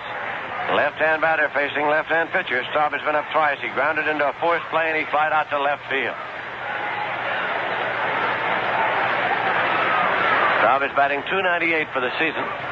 Grimsley has struck out one and walked two, one of those intentionally. He's into the motion. Here is the pitch. Swung on and foul back. It's strike one.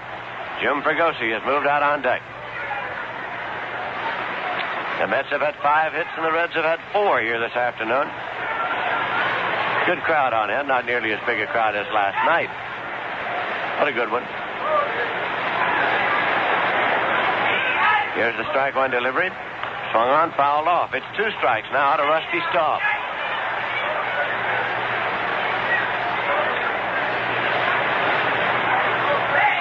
Rusty moved back out of the batter's box for a moment before coming back in.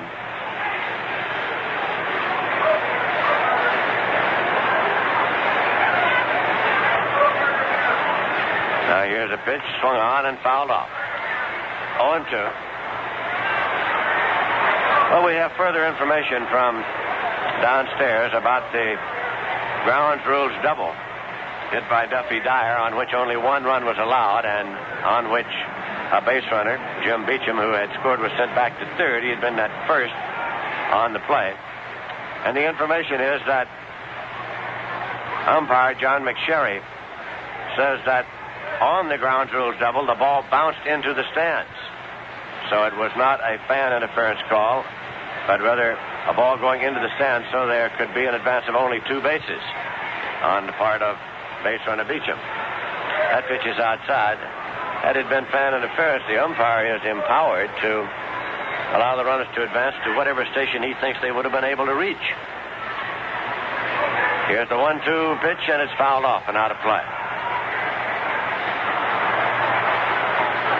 But the interpretation of first base umpire John McSherry was that the ball bounced into the stands.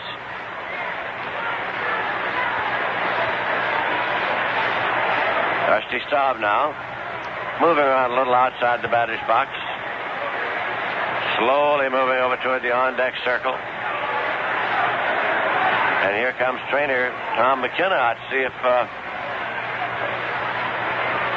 he's being bothered. Fregosi moves out to say something to him, and now Staub is bending over at the waist. Eddie Yost comes down to see about him, and Yogi Berra comes out as well. Looking at his hand. Now, umpire Bob Engel moves over to see what it's all about. Trainer Tom McKenna is talking to Staub.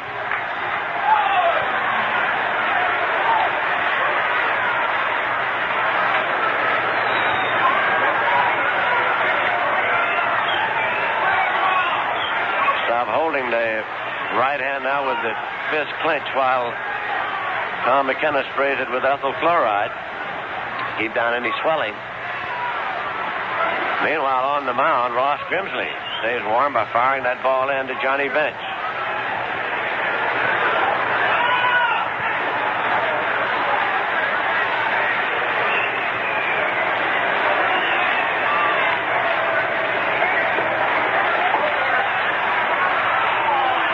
Now, Rusty came back up toward the plate and now turns and walks back toward the dugout again.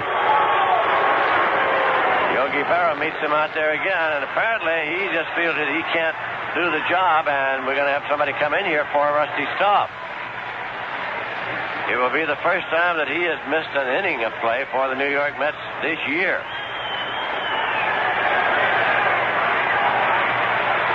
John Milner is around the bat rack. The count, of course, to Staub will continue to John Milner. 1 ball and 2 strikes.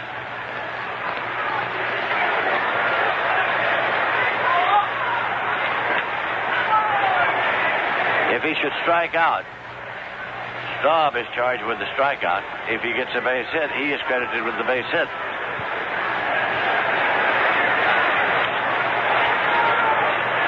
And while we wait for Milner, we pause for station identification. This is the New York Mets Baseball Network.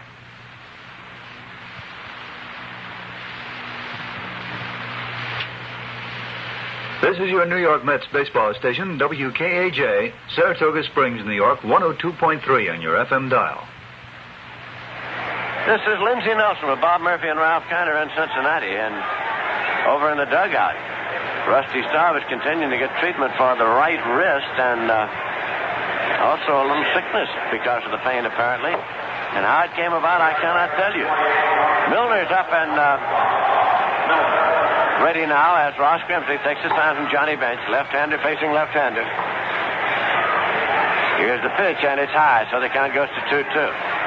An ice pack has now been applied to the wrist of Rusty Staub. He stays in the dugout for the moment, at least. But for the first time this year, he's out of the Met lineup. That's low. Count is 3-2 now.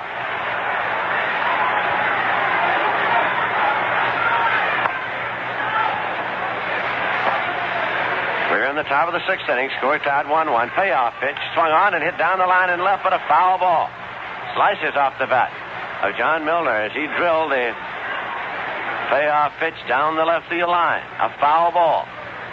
Count continues full at 3-2.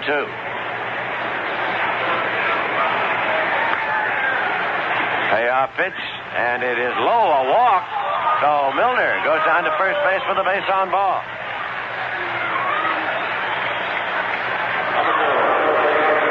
He has excellent speed. He's on at first, and let's see how manager Yogi Berra plays it now. Jim Fragosi's coming up. Score tied 1-1. Mets batting in the sixth.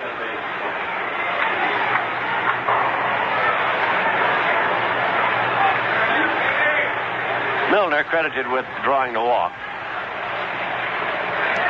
Going to get a little action down in the bullpen of the Cincinnati Reds now. Ross Grimsley sets up. Steps off the rubber just for the moment. Now he sets again, and here's the pitch. Fregosi takes low. He was ready to swing away. No bunt on there. Pedro Bourbon and Don Gullett. Bourbon and Gullett are throwing in the bullpen now for the Cincinnati Reds. Runner goes, swing and a fly ball to short left field. Moving up is Pete Rose, and Milner holds up halfway. Rose makes the catch, and Milner goes back to first. The Mets are playing hit and run. Jim Beecham is the batter. Slide to center and had a base hit to left. Mets won, the Reds won. At first base, Tony Perez is holding against Milner. Ross Grimsley's been in all the way. He sets up. Throws to first base, and Milner's back safely.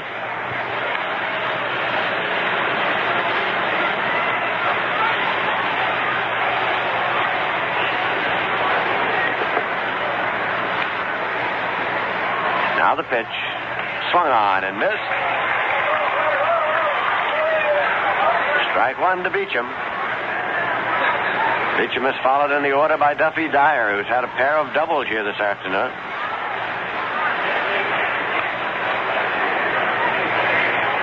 That pitch is low, one-handed by Johnny Bench. Ball and a strike. Milner strolls off the bag at first.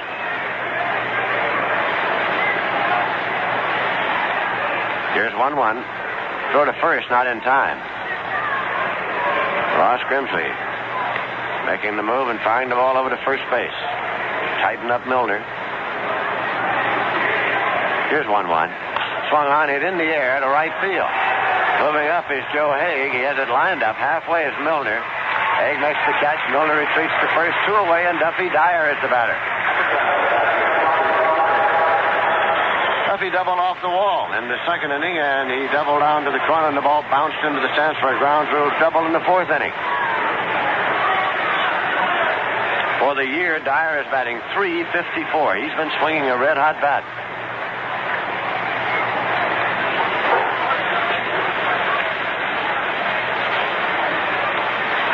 Hands on his knees. Ross Grimsley has the side. Pitch to the right-hand batter. And it's low for a ball.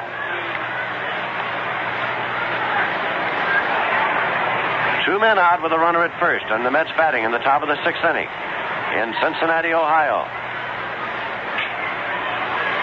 Now the pitch swung on and hit deep to left center field. It's going way back.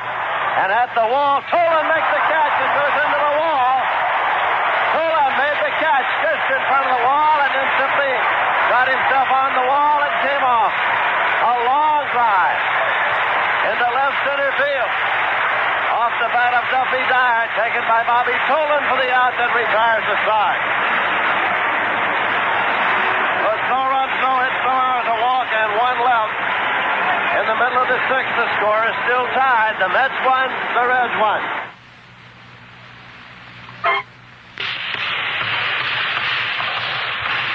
Earl Monroe of the New York Knicks can do everything on a basketball court. Shoot, dribble, pass, fast break, you name it, the Pearl can do it. It's a skill based on careful thinking, fast reflexes, and something else. This is Earl Monroe of the New York Knicks. As a professional basketball player, I'm very much aware of the importance of good vision. To play well, I have to be able to see well.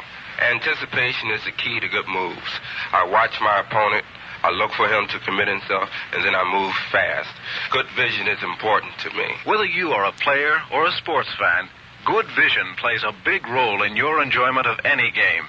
Be sure you're seeing as well as you should. Have regular examinations by a vision care specialist. That's good advice from the American Optometric Association and me, Earl Monroe. Remember, life is worth seeing.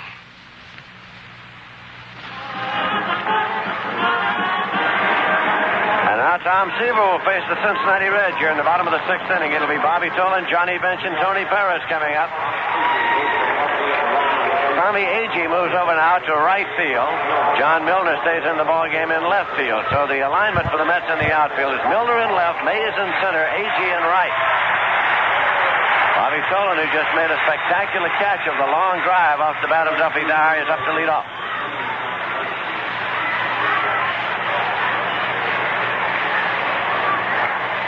Seaver with the pitch. Swung on and missed at strike one. Tolan has grounded into a forced play and lined out to third so far today. Seaver's pitch swung on and missed. It's strike two.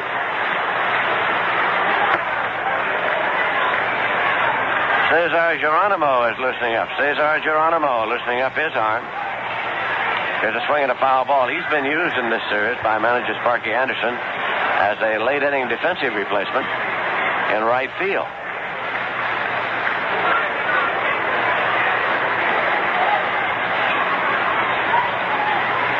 Here's the two-strike pitch to Tolan. Swung on and fouled off. The count continues at 2 strikes. Philadelphia Phillies did not score in the top half of the first inning at Houston. The Astros now coming to bat. Jerry Royce is pitching for Houston. Billy Champion started for the Phils. He's already been replaced by Barry Lurch. There's a swing and a tip back into the glove of Dyer for the strikeout. Number 4 for Seaver. Johnny Bench is coming up. Bench has been up twice. He's struck out and grounded out so far. 18 home runs, 50 runs batted in to lead the majors in both departments. To go with an average right now of 298. 24 years of age, Johnny Bench. Breaking pitch, and it's in there for a called strike. Tony Perez follows Bench in the batting order. This is the heart of the power of the Cincinnati Reds right here. Slow curveball fouled off. On the ground, backhanded by Fregosi. 2 strikes now to Johnny Bench.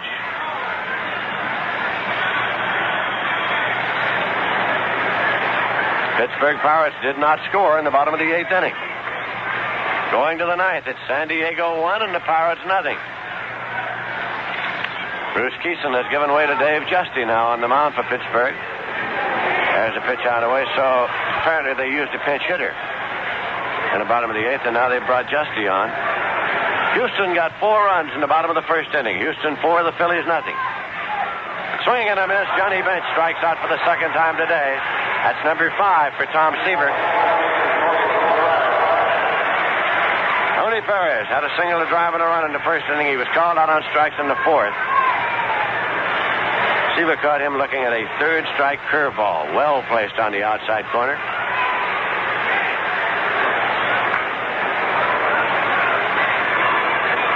Pitch to the right-hand batter. Swung on and hit in the air to center field. Willie Mays and Tommy Agee. Agee now calls, and Agee makes the catch in right center. Sides out in order, nothing across. And at the end of 6 innings of play, the score is the Mets won, the Reds won. Many people today are finding it hard to find a home within their price range. Well, here's a tip. See the folks at Holiday Manor Mobile Homes and find out what they can offer. They can supply a mobile home to suit your budget. You pick the interior decor, and you can even custom plan the floor plan to suit your requirements. Holiday Manor can help you find a home you can afford and one that's designed to your needs. They represent a full line of mobile homes, including modulars and regular 12-wide homes. They're fully staffed and fully equipped. Fully trained service crew can set up your home and keep it in top repair. When the question of financing comes up, Holiday Manor is ready to help. They can arrange virtually unlimited numbers of loans, and they'll work with you to keep the down payment and the monthly charges within your budget. So visit Holiday Manor Mobile Homes. You'll get the best buy for you in a mobile home at Holiday Manor. Now with 2 locations, Route 50 between Ballston Spa and Saratoga, and 1 mile north of the Latham Traffic Circle.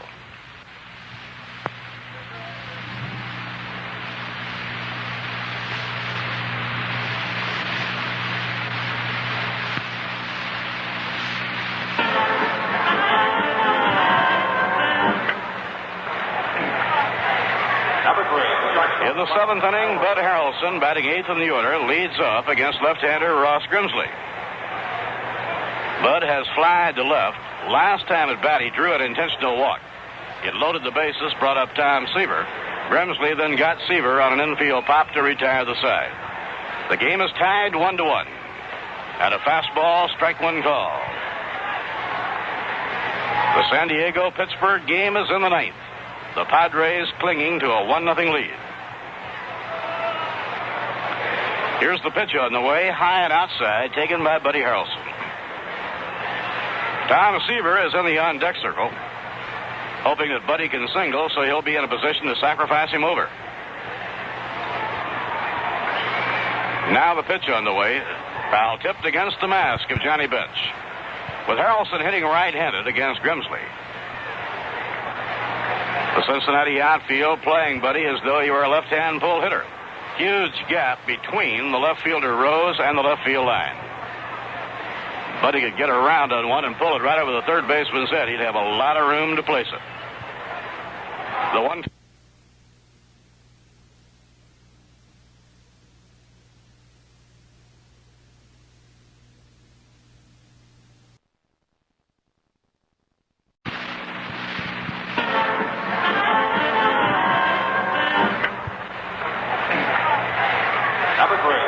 In the 7th inning, Bud Harrelson, batting 8th in the order, leads off against left-hander Ross Grimsley.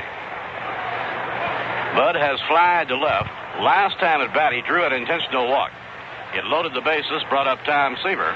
Grimsley then got Seaver on an infield pop to retire the side. The game is tied 1-1. At a fastball, strike one call. The San Diego-Pittsburgh game is in the 9th. The Padres clinging to a 1-0 lead. Here's the pitch on the way, high and outside, taken by Buddy Harrelson. Tom Seaver is in the on-deck circle, hoping that Buddy can single so he'll be in a position to sacrifice him over. Now the pitch on the way, foul tipped against the mask of Johnny Bench, with Harrelson hitting right-handed against Grimsley. The Cincinnati outfield playing Buddy as though he were a left-hand pull hitter. Huge gap between the left fielder Rose and the left field line. Buddy could get around on one and pull it right over the third baseman's head. He'd have a lot of room to place it. The 1-2 delivery. Pulled foul deep down the left field line and up into the seats. Well, he had the idea, but he was too far out in front. Had that ball been fair, it was gone for a home run. Grimsley with a count of 1 ball, 2 strikes on Bud Harrelson. Here's the pitch on the way. High, outside, 2-2.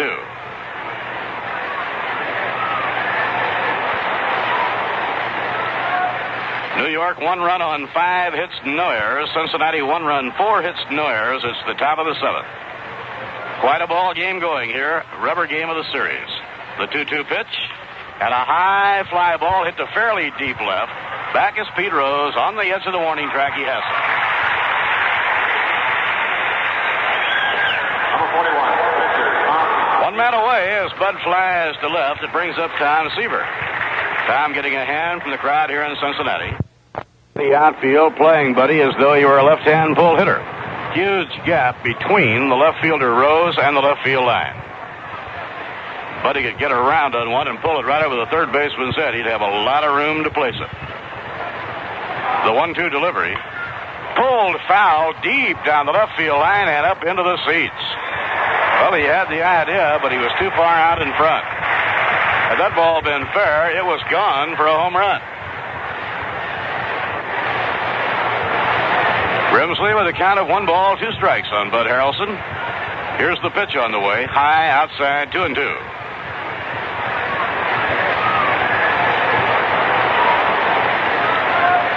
New York 1 run on 5 hits, no errors. Cincinnati 1 run, 4 hits, no errors. It's the top of the 7th.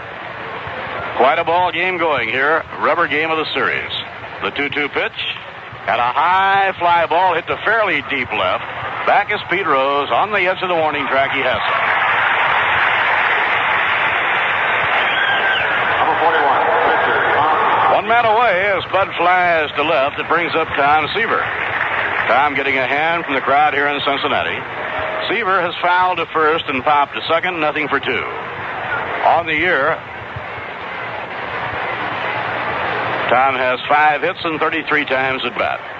Fastball outside, ball 1.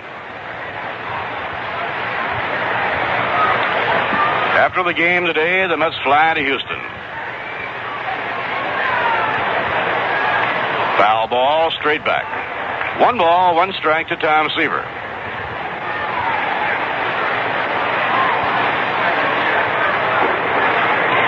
With Seaver up, Pete Rose does not figure he'll be able to get around on Grimsley, a fastball pitcher.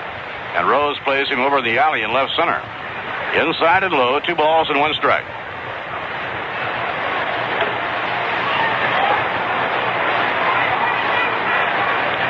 In the on-deck circle, Willie Mays.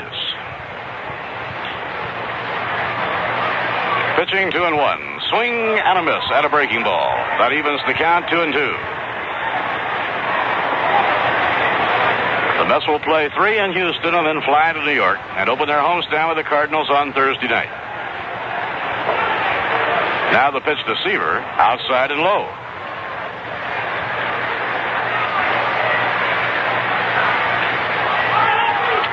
Full count, 3-2.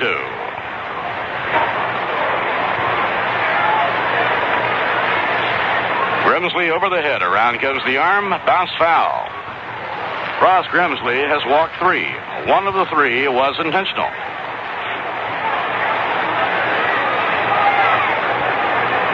The Dodgers 2 and the Cubs 1 at the end of 6. Los Angeles out in front on a 2-run homer by Frank Robinson. Foul tipped, and Seaver stays with it. San Diego trying to pin back-to-back shutouts on the heaviest hitting team in baseball, the Pittsburgh Pirates. Clay Kirby shut out the Pirates last night. New York. And Steve Arlen has them blanked. They're in the 9th inning today. And a long drive hit deep to left by Tom Seaver. It's going. There it goes, a home run. Tom Seaver's 2nd home run of the year. Seaver hit a home run in his last start in the game in Atlanta. And the New York Mets have taken the lead 2-1. Seaver breaks the deadlock with a well-hit home run to left center. It went over the wall at the 375 mark. And Seaver getting congratulations from all of his teammates as he comes down into the dugout.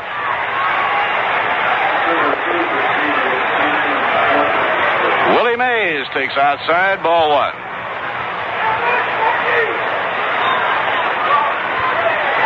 That home run was well hit. Swing and a miss at a fastball. 1 ball, 1 strike. Pedro Borbon gets up in the bullpen.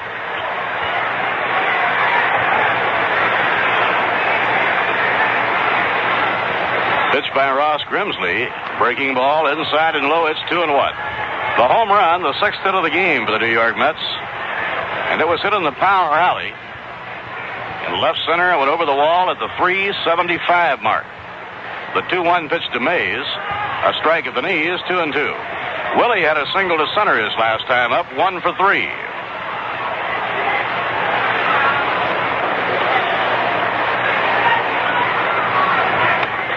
Pitching 2-2. Inside and low to Willie Mays. It's 3 balls and 2 strikes.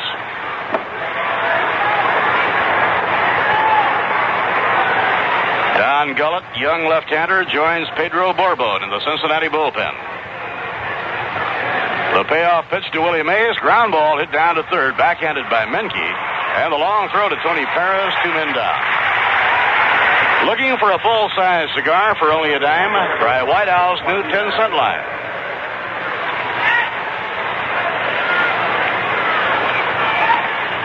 Teddy Martinez batting second in the order. Teddy has flied to center, bounced to second, and fouled out to second.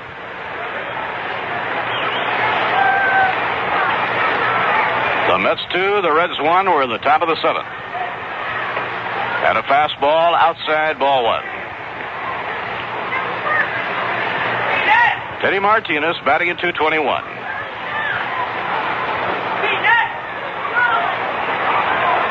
Grimsley into his windup. Here's the pitch, and it's foul back toward the backstop. 1 ball, 1 strike. John Matlack, Jim McAndrew, and Jerry Kuzman will pitch against the Astros of the series in the Astrodome starting tomorrow night. The 1-1 delivery. Ground ball, flag down by Grimsley, the pitcher. He throws on to Perez. The side has been retired. For New York, 1 run. 1 hit, a home run by Tom Seaver. No errors and none left on. At the end of 6.5 innings.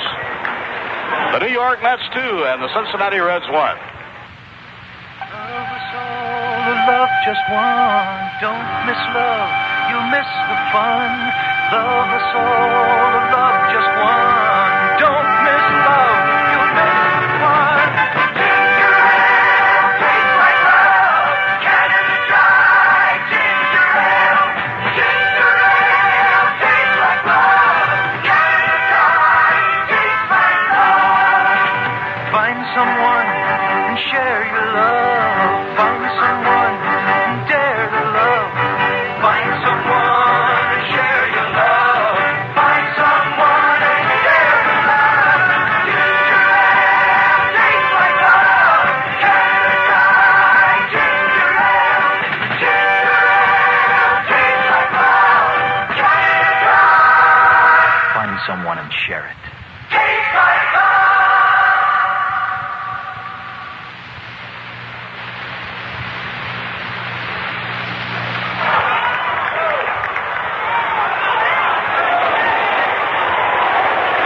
Last of the 7th inning, right fielder Joe Haig, left-hand hitter, is up against Tom Seaver. Haig has struck out and lined the ball hard to Agee in left center.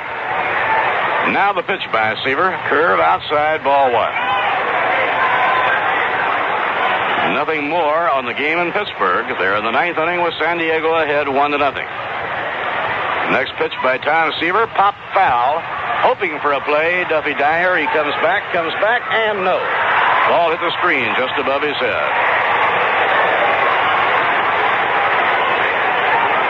Montreal 2, Atlanta nothing. They're in the last of the 5th inning. On Frank Robinson's 2-run homer, the Dodgers lead the Cubs 2-1 at the end of 6. The Cardinals 2 and the Giants 1 after 6 innings. Sam McDowell and Scipio Spinks are the pitchers. Houston 4, Philadelphia nothing at the end of 2.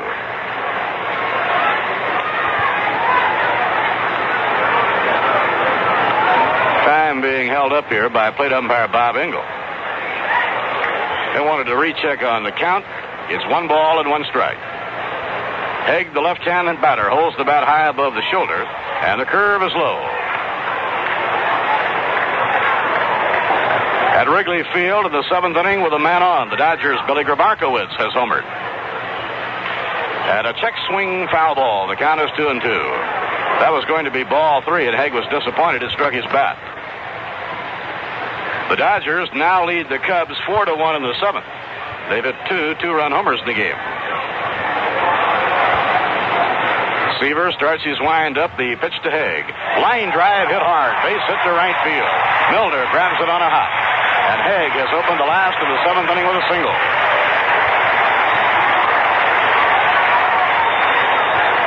This will bring up Dennis Menke.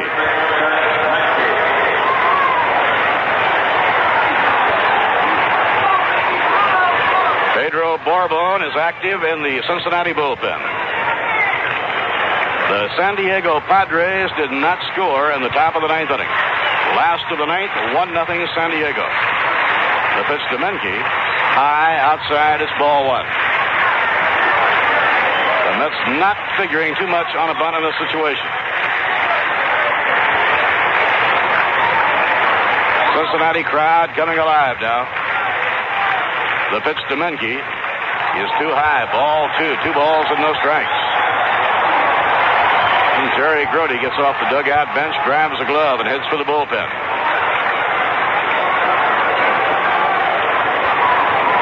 Tom Seaver behind on Menke. 2 balls and no strikes. Menke, the veteran right-hand batter, is 0 for 2. The pitch thrown is outside. Ball 3.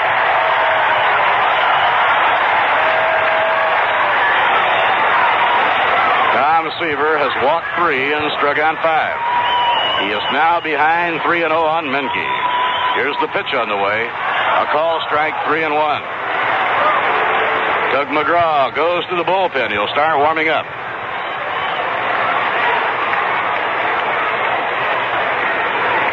Dave Concepcion on deck. Then we can look for a pinch hitter.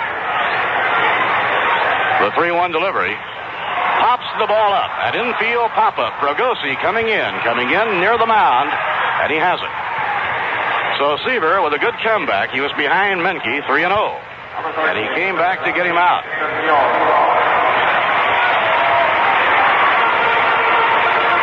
This brings up Dave Concepcion, the shortstop. And Concepcion has 2 for 2.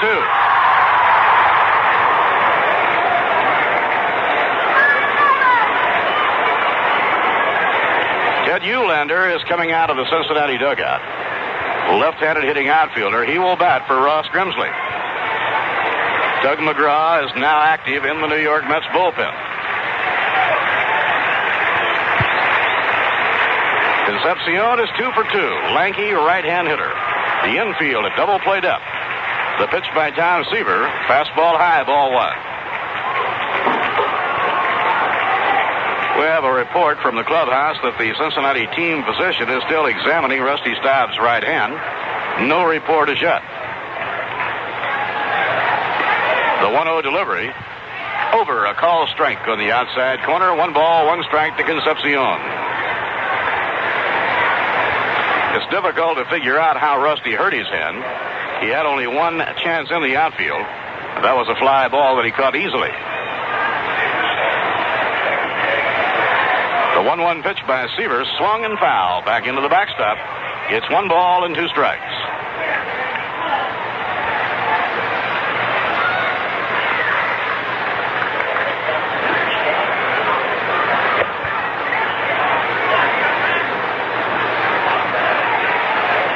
Pedro Borbon has completed his warm-ups.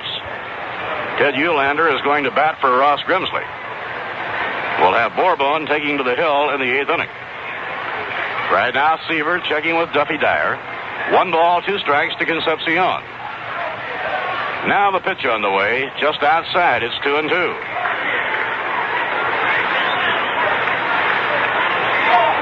The Mets lead 2-1.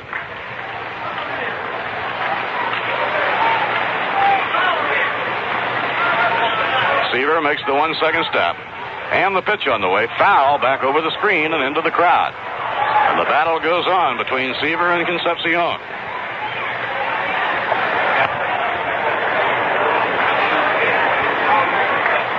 Concepcion has been difficult in this game for Tom. He's been up twice and singled twice. After he got a base hit in the 5th inning, the Mets made a double play that helped out. Low, ball 3. It's It's 3-2 on Dave Concepcion. Ed Eulander, who batted .288 in the American League with Cleveland last season, is on deck. Let's keep an eye on the runner, Joe Haig. Now Seaver steps off. Beecham holds against the runner. Dovey Dyer has thrown out 8 of 13 would-be base stealers so far this year. Now Seaver makes the stop. Here's the pitch. The runner holds. Ball 4.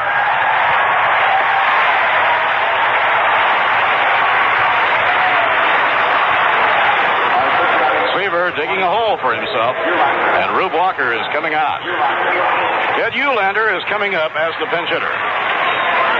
And while they have a meeting on the mound, pitching coach Rube Walker is coming out. The Reds now have runners on first and second with 1 out. And while they talk it over, we'll pause for station identification. This is the New York Mets Baseball Network. New York Mets baseball is coming to you from WKAJ FM radio in Saratoga Springs, New York.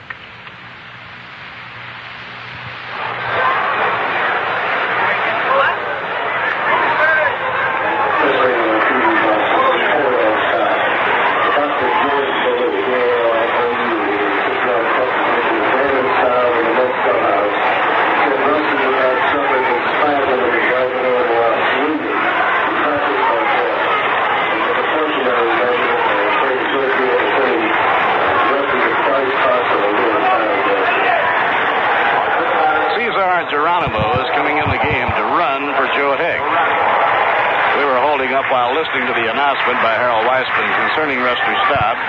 He was examined by the Cincinnati team physician, Dr. Ballou. He suffered a spasm in his right hand, and I believe they said he would be taken for x-rays as a precaution. Here we go. Eulander, the pinch hitter, is up. The pitch by Seaver. Swing and a miss, strike 1.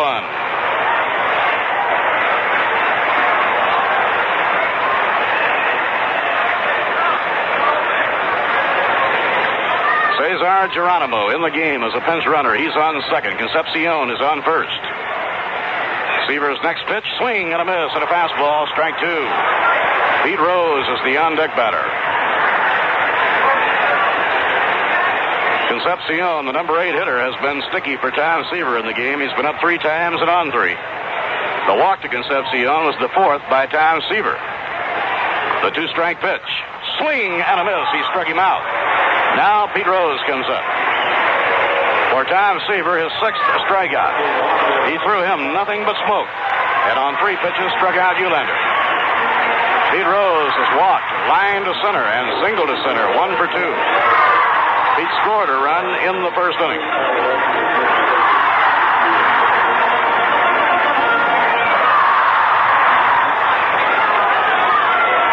Pete Rose batting left. Last half of the 7th inning. Here's the pitch on the way. Bounced foul off the mask of Dovey Dyer. It's all over in Pittsburgh. Steve Arlen shut out the Pittsburgh Pirates. The San Diego Padres winning 1-0. Last night, Clay Kirby shut out Pittsburgh, and today Steve Arlen has shut them out. If the Mets can win here, they're back in first place. Right now, they've got a big battle on their hands. Inside, off the shoulder, 1 ball, 1 strike. Imagine that. San Diego blanking Pittsburgh, the heaviest hitting club in baseball. Back to back. Clay Kirby and Steve Arlen were the men who did it. The 1-1 pitch. Low, and Rose lays off. It's 2-1. Geronimo is on second and Concepcion on first, 2 men away. Tom Seaver trying to work out of a hole. Haig led off with a single to right. Has since been replaced by a pinch runner, Geronimo. Now Seaver studying the signs from Dovey Dyer. The infield and the outfield are round to right. The pitch to Pete Rose. High fly ball, should end the inning. Coming in, Willie Mays. Coming over, Tommy Agee. And Willie makes the catch. The side is out. Side retired as Seaver reaches back for that little extra. No runs, 1 hit, no errors, and 2 were left on. At the end of 7, the New York Mets 2 and the Cincinnati Reds 1. Say, do you like to dig a little in old Mother Earth? Well, Ted and Doris Schrade are ready to help you. Now, they won't help you dig, but they can supply you all the plants and flowers that you'll ever need. We've been telling you that Schrade's Gardens is a small but growing business. Now they've grown to 4 large new greenhouses, and they feature the largest air-blown greenhouse. Now, if you like flowers and planting flowers, why not try Schrade's for all your favorites, and a few perhaps that you may not have heard of. In their new expanded greenhouses, you'll find a variety as outstanding both in choice of plants and colors. Here's a weekend special from Schrade's Gardens. Geraniums, 64 cents in bloom. These are first-class plants. Also, Schrade's Gardens carries between 4,000 and 6,000 cactus, and you'll find these cactus prices are the same as in California. So, if you like cactus, well, try Schrade's Gardens. And remember their new expanded greenhouses, and Ted and Doris Schrade are always ready to help you in your selection. That's Schrade's Gardens, just 2 miles out Lake Avenue on the old Schuylerville Road. Call 584-3236. Things are growing at Schrade's Gardens. We have 2 changes in the Cincinnati lineup for the 8th inning. Geronimo, the pinch runner for Haig, remains in the game, goes to right field. Pedro Borbon takes over the pitching. Pedro has won 2 and lost 1. This, by the way, for Borbon is his 22nd game of the year. He's been busy. Tommy Agee leading off, top of the 8th inning. Fastball, a strike on the outside corner. Borbon has 6 saves to his credit and has won 2 and lost 1. He pitched with Indianapolis last season and was in 56 games, all in relief. Breaking ball high to Tommy Agee. 1 ball and 1 strike.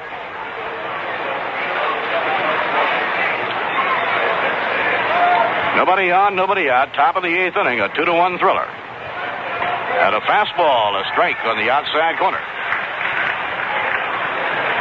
In the last of the 8th inning, Seaver will be up against the big Cincinnati Guns. Now the pitch by Pedro Borbon.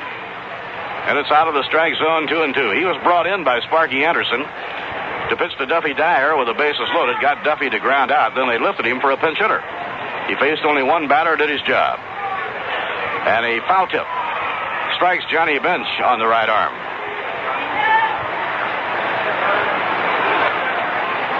Borbon was the winning pitcher in relief in a game at Shea Stadium against the New York Mets on the 8th of June.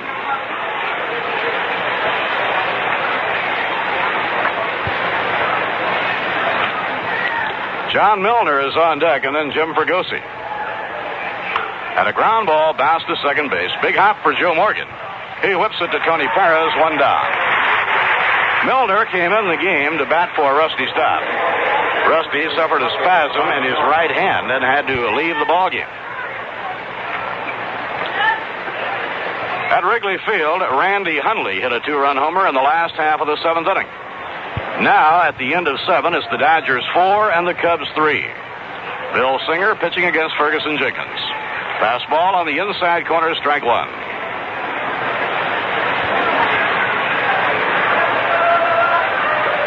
Wayne Garrett loosening his arm up. The pitch taken by Milner, 1 ball and 1 strike. Milner reached on a walk after batting for Staub. The hammer bats left, facing right-hander Pedro Borbon. Inside and low, it's 2 balls and a strike. This game was tied 1-1 until Tom Seaver broke the deadlock with a home run, his 2nd of the year. And a curve on the inside corner to John Milner. He didn't like the call, and the count is 2-2.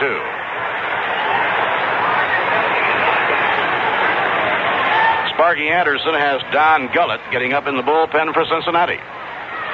The 2-2 pitch bounced slowly down the first base line, a fair ball. Grabbed by Tony Perez, who steps on the bag, 2 men down.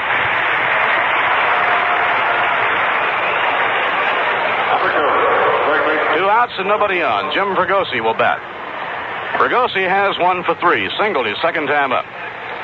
Jim starting for the first time in the last 8 ball games. He's been out with a bad shoulder.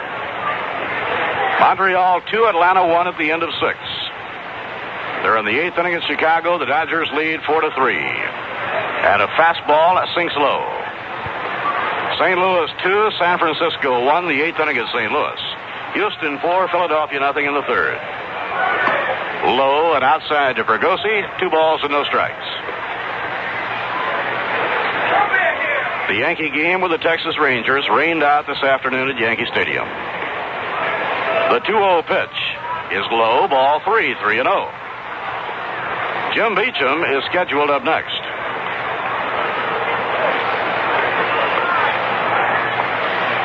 The 3-0 delivery bounced foul as Fregosi had the green light on the 3-0 pitch to try and hit one out.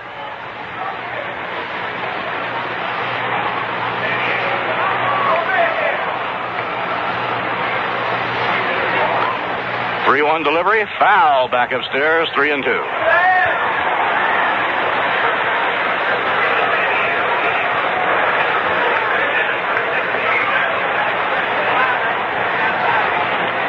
It's 3-2 on Jim Fregosi. Pedro Borbon delivers. It's popped up foul. Back is Johnny Bench hoping for a play. And he can't handle it. He was pinned right up against the backstop.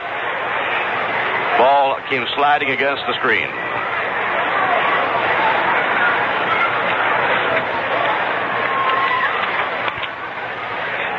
In the American League, the White Sox lead the Red Sox 8-2. They're in the last of the seventh. Milwaukee 2, Kansas City nothing after 5. Rooker and Lockwood pitching. Minnesota leading Baltimore 4-1 after 5 innings with Jim Perry on the mound. Mike Cuellar has been knocked out. And a ground ball bounced toward shortstop. Concepcion to his left is up with it. Throws to Perez. And the side is out. No runs, no hits, no errors, and none left. At the end of 7.5 innings, the New York Mets 2, the Cincinnati Reds 1.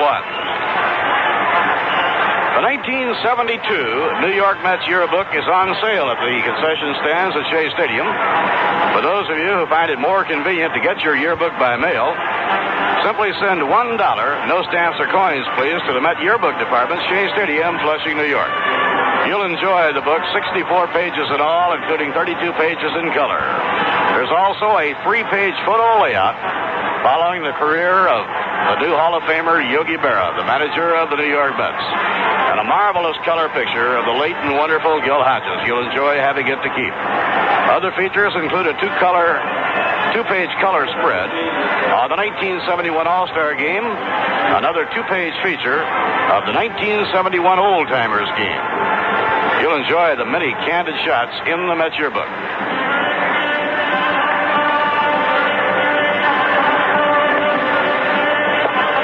Now Yogi makes 2 moves to tighten up the defense. Ed Kranepool replaces Jim Beecham at first base, and Wayne Garrett will replace Jim Fregosi at third.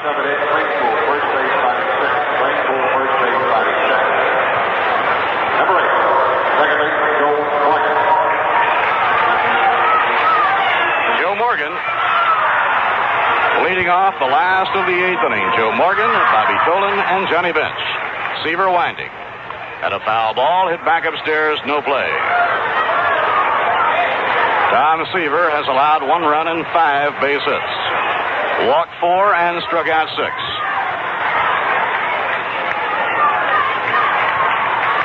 Garrett in close at third. The pitch to Morgan moves him away from the plate. Fastball inside, 1 ball, 1 strike. San Diego has beaten Pittsburgh 1-0. The 1-1 pitch by Tom Seaver and a high fly ball hit to right field. Closing ground is Tommy Agee. He's under it and has it for the out. Agee puts it away. Morgan is out, and it brings up Bobby Tolan. Bobby Tolan has reached on a force play, line to Fregosi, and been struck out 0 for 3. The talented center fielder is hitting at .306.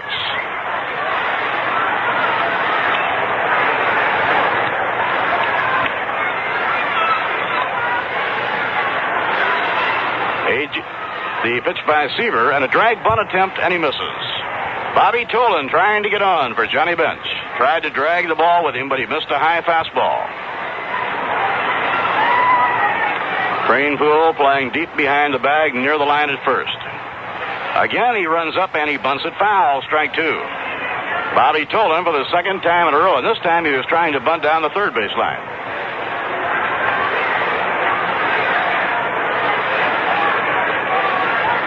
Johnny Bench on deck, and then Tony Perez. Seaver with a 2-strike count. Swings out of his windup. Here's the pitch on the way, and he tries to bunt. Strike 3. Or check that. He must have held up on that last one. It's 1 ball and 2 strikes. He got the bat away from the last one. So it's 1 ball and 2 strikes.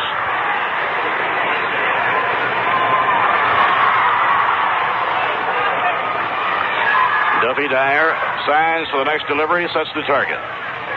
At a high fly, hit the left field. Milner cutting over. He's under it. Has it for the out.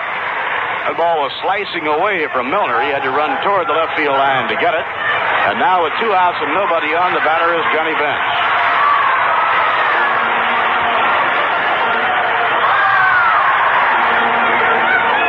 Johnny Bench, the hottest thing in baseball right now.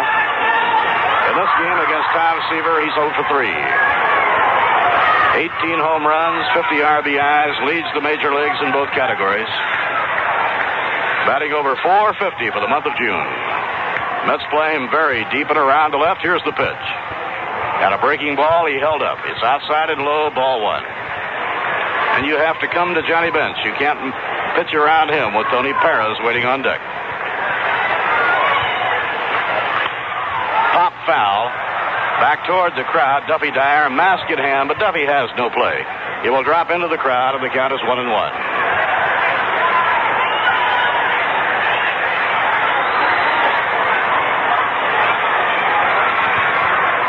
Mets 2 and the Reds 1. Last of the 8th inning.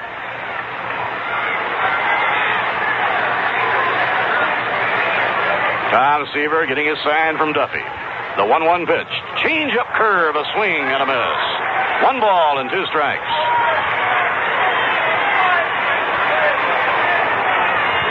Two outs and nobody on. Seaver staring in.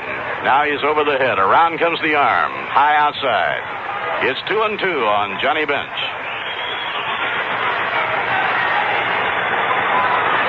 Johnny Bench already within 11 of equaling his output in RBIs all last year. The 2-2 pitch.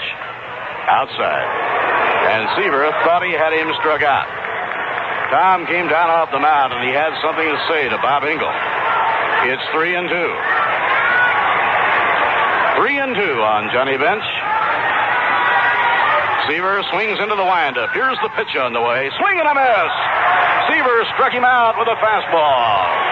And the 3rd time today that Tom Seaver has fanned Johnny Bench. And for Seaver, his 7th strikeout of the game. No runs, no hits, no errors, and none left on. At the end of 8 here in Cincinnati, the New York Mets 2 and the Cincinnati Reds 1. They go together like a horse and carriage, the races followed by the Club Circle Inn. For a convenient late-night snack to top off the evening, head for Lake Lonely and the Club Circle Inn. Try their delicious snacks or complete meals, or clams steamed or on the half shell. No matter how you did at the track, you'll always be a winner at the Club Circle Inn, out Crescent Avenue on Lake Lonely.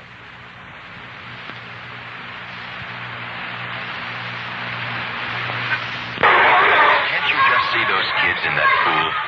But they can't see you. They're blind. Come on, kids. Into the pool. Red Cross volunteer Marianne Ryan is teaching them to swim. She's one of thousands who give their time and love in all kinds of services all over the country. Maybe you don't have the hours to give the Red Cross. But think, where do you fit in? The American Red Cross. People like you, helping people like you.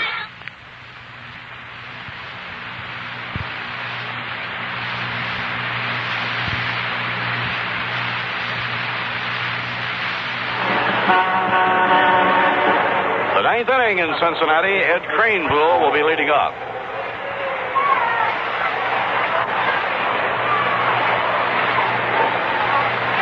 Eddie just came into the game defensively, replacing Jim Beecham. This will be his first time up.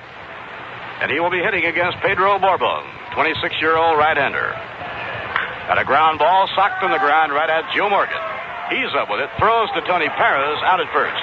High throw, but Perez went up to get it.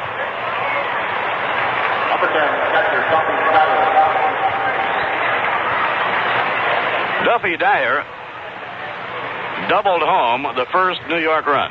That tied the game 1-1 in the fourth inning. Duffy has 2 for 3, both doubles.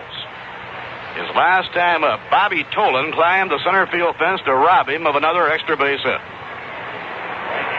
Here's the pitch on the way, outside and low, ball 1.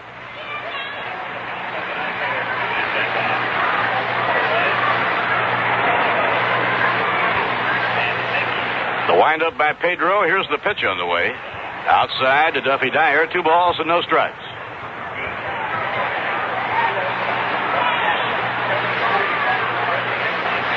Duffy's batting average is .348. The 2-0 delivery, a swing and a miss. It is 2-1.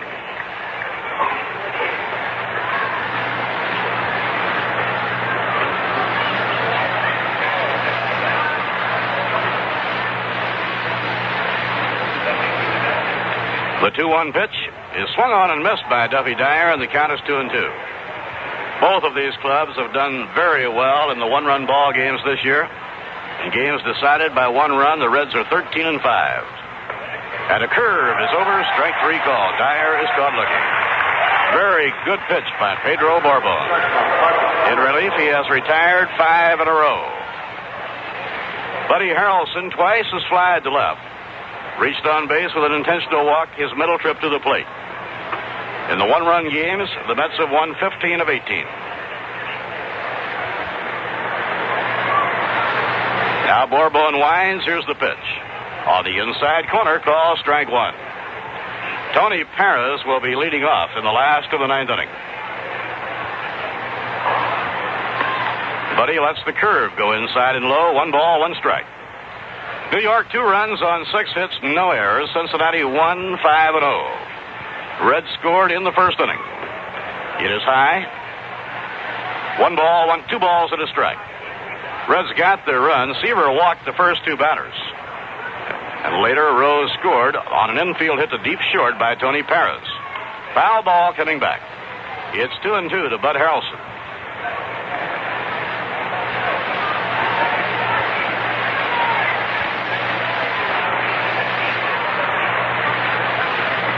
Now the windup by Pedro Bourbon. At a swing and a miss, he struck him out.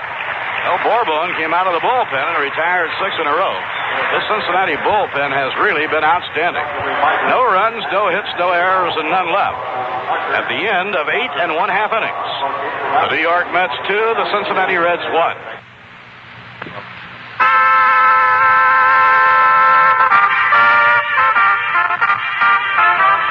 Hi, sports fans. This is Bob Walton with some news from Walton Sports Shop, just in time for Father's Day on June 18th. We received a shipment of Wilson Walker Cup golf clubs, 3 wood and 8 irons, including a putter, just the thing for good old Dad. The regular list price of this set is $90, but for this special, we're putting it out for only $69.95. If you mention that you heard this ad while listening to the Mets games, you'll receive free 3 of the famous Wilson K28 golf balls with your purchase of this golf club special. Come take a look at this special. Also, women's and children's clubs, as well as golf shoes and other accessories at Walton Sports Shop, Lake Avenue, here in Saratoga Springs.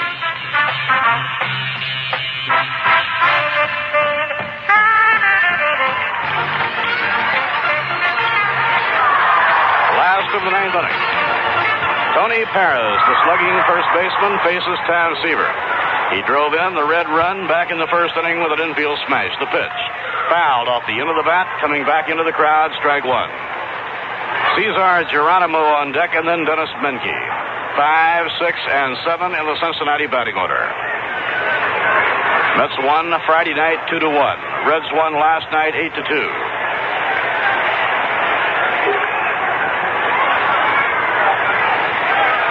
Seaver into his windup. The pitch to Tony Perez, foul, coming back into the crowd. And the count is strike 2.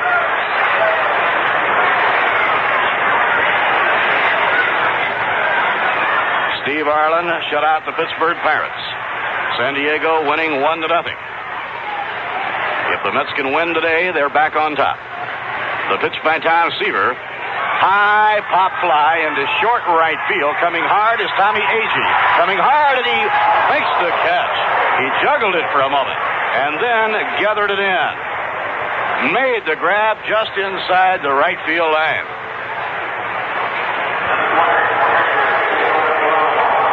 Cesar Geronimo comes up for his first turn at bat. He is being called back. There was about 95% of that ball outside of his glove. He held on to it with about 5% of it. And I think every Met player over in the dugout, his heart was right up at his mouth. Al McRae is going to bat for Cesar Geronimo. McRae, a right-hand batter, an outfielder, hitting at .278.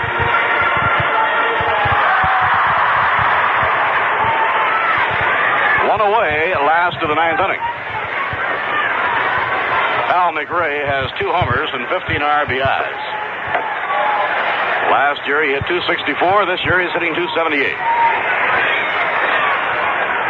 1 out and nobody on. Seaver turning around, scanning the outfield to see how his men are positioned.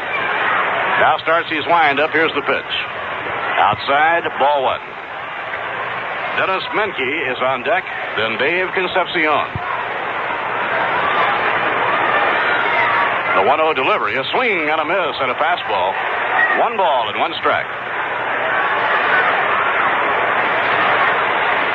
Tom Seaver wants Duffy Dyer to come out for a moment.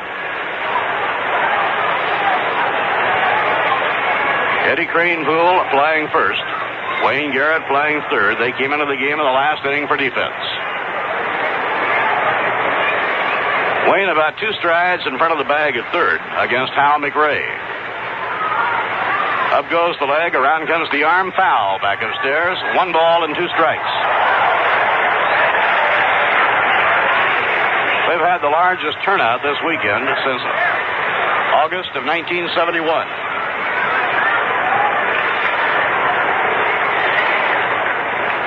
Paid crowd today is 33,134.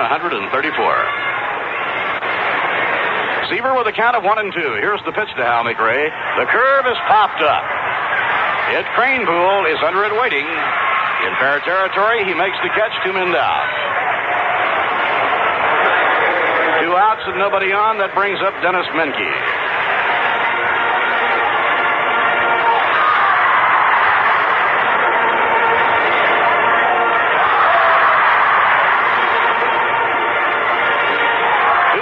Nobody on.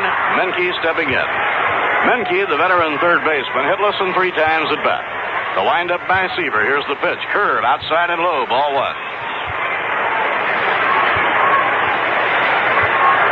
The heart of the Cincinnati batting order, Bobby Tolan, Johnny Bench, and Tony Perez held to 1 single in 12 times at bat. Look out. High and inside, ball 2. That one got away from Tom Seaver. And it puts him behind on Dennis Menke. 2 balls and no strikes.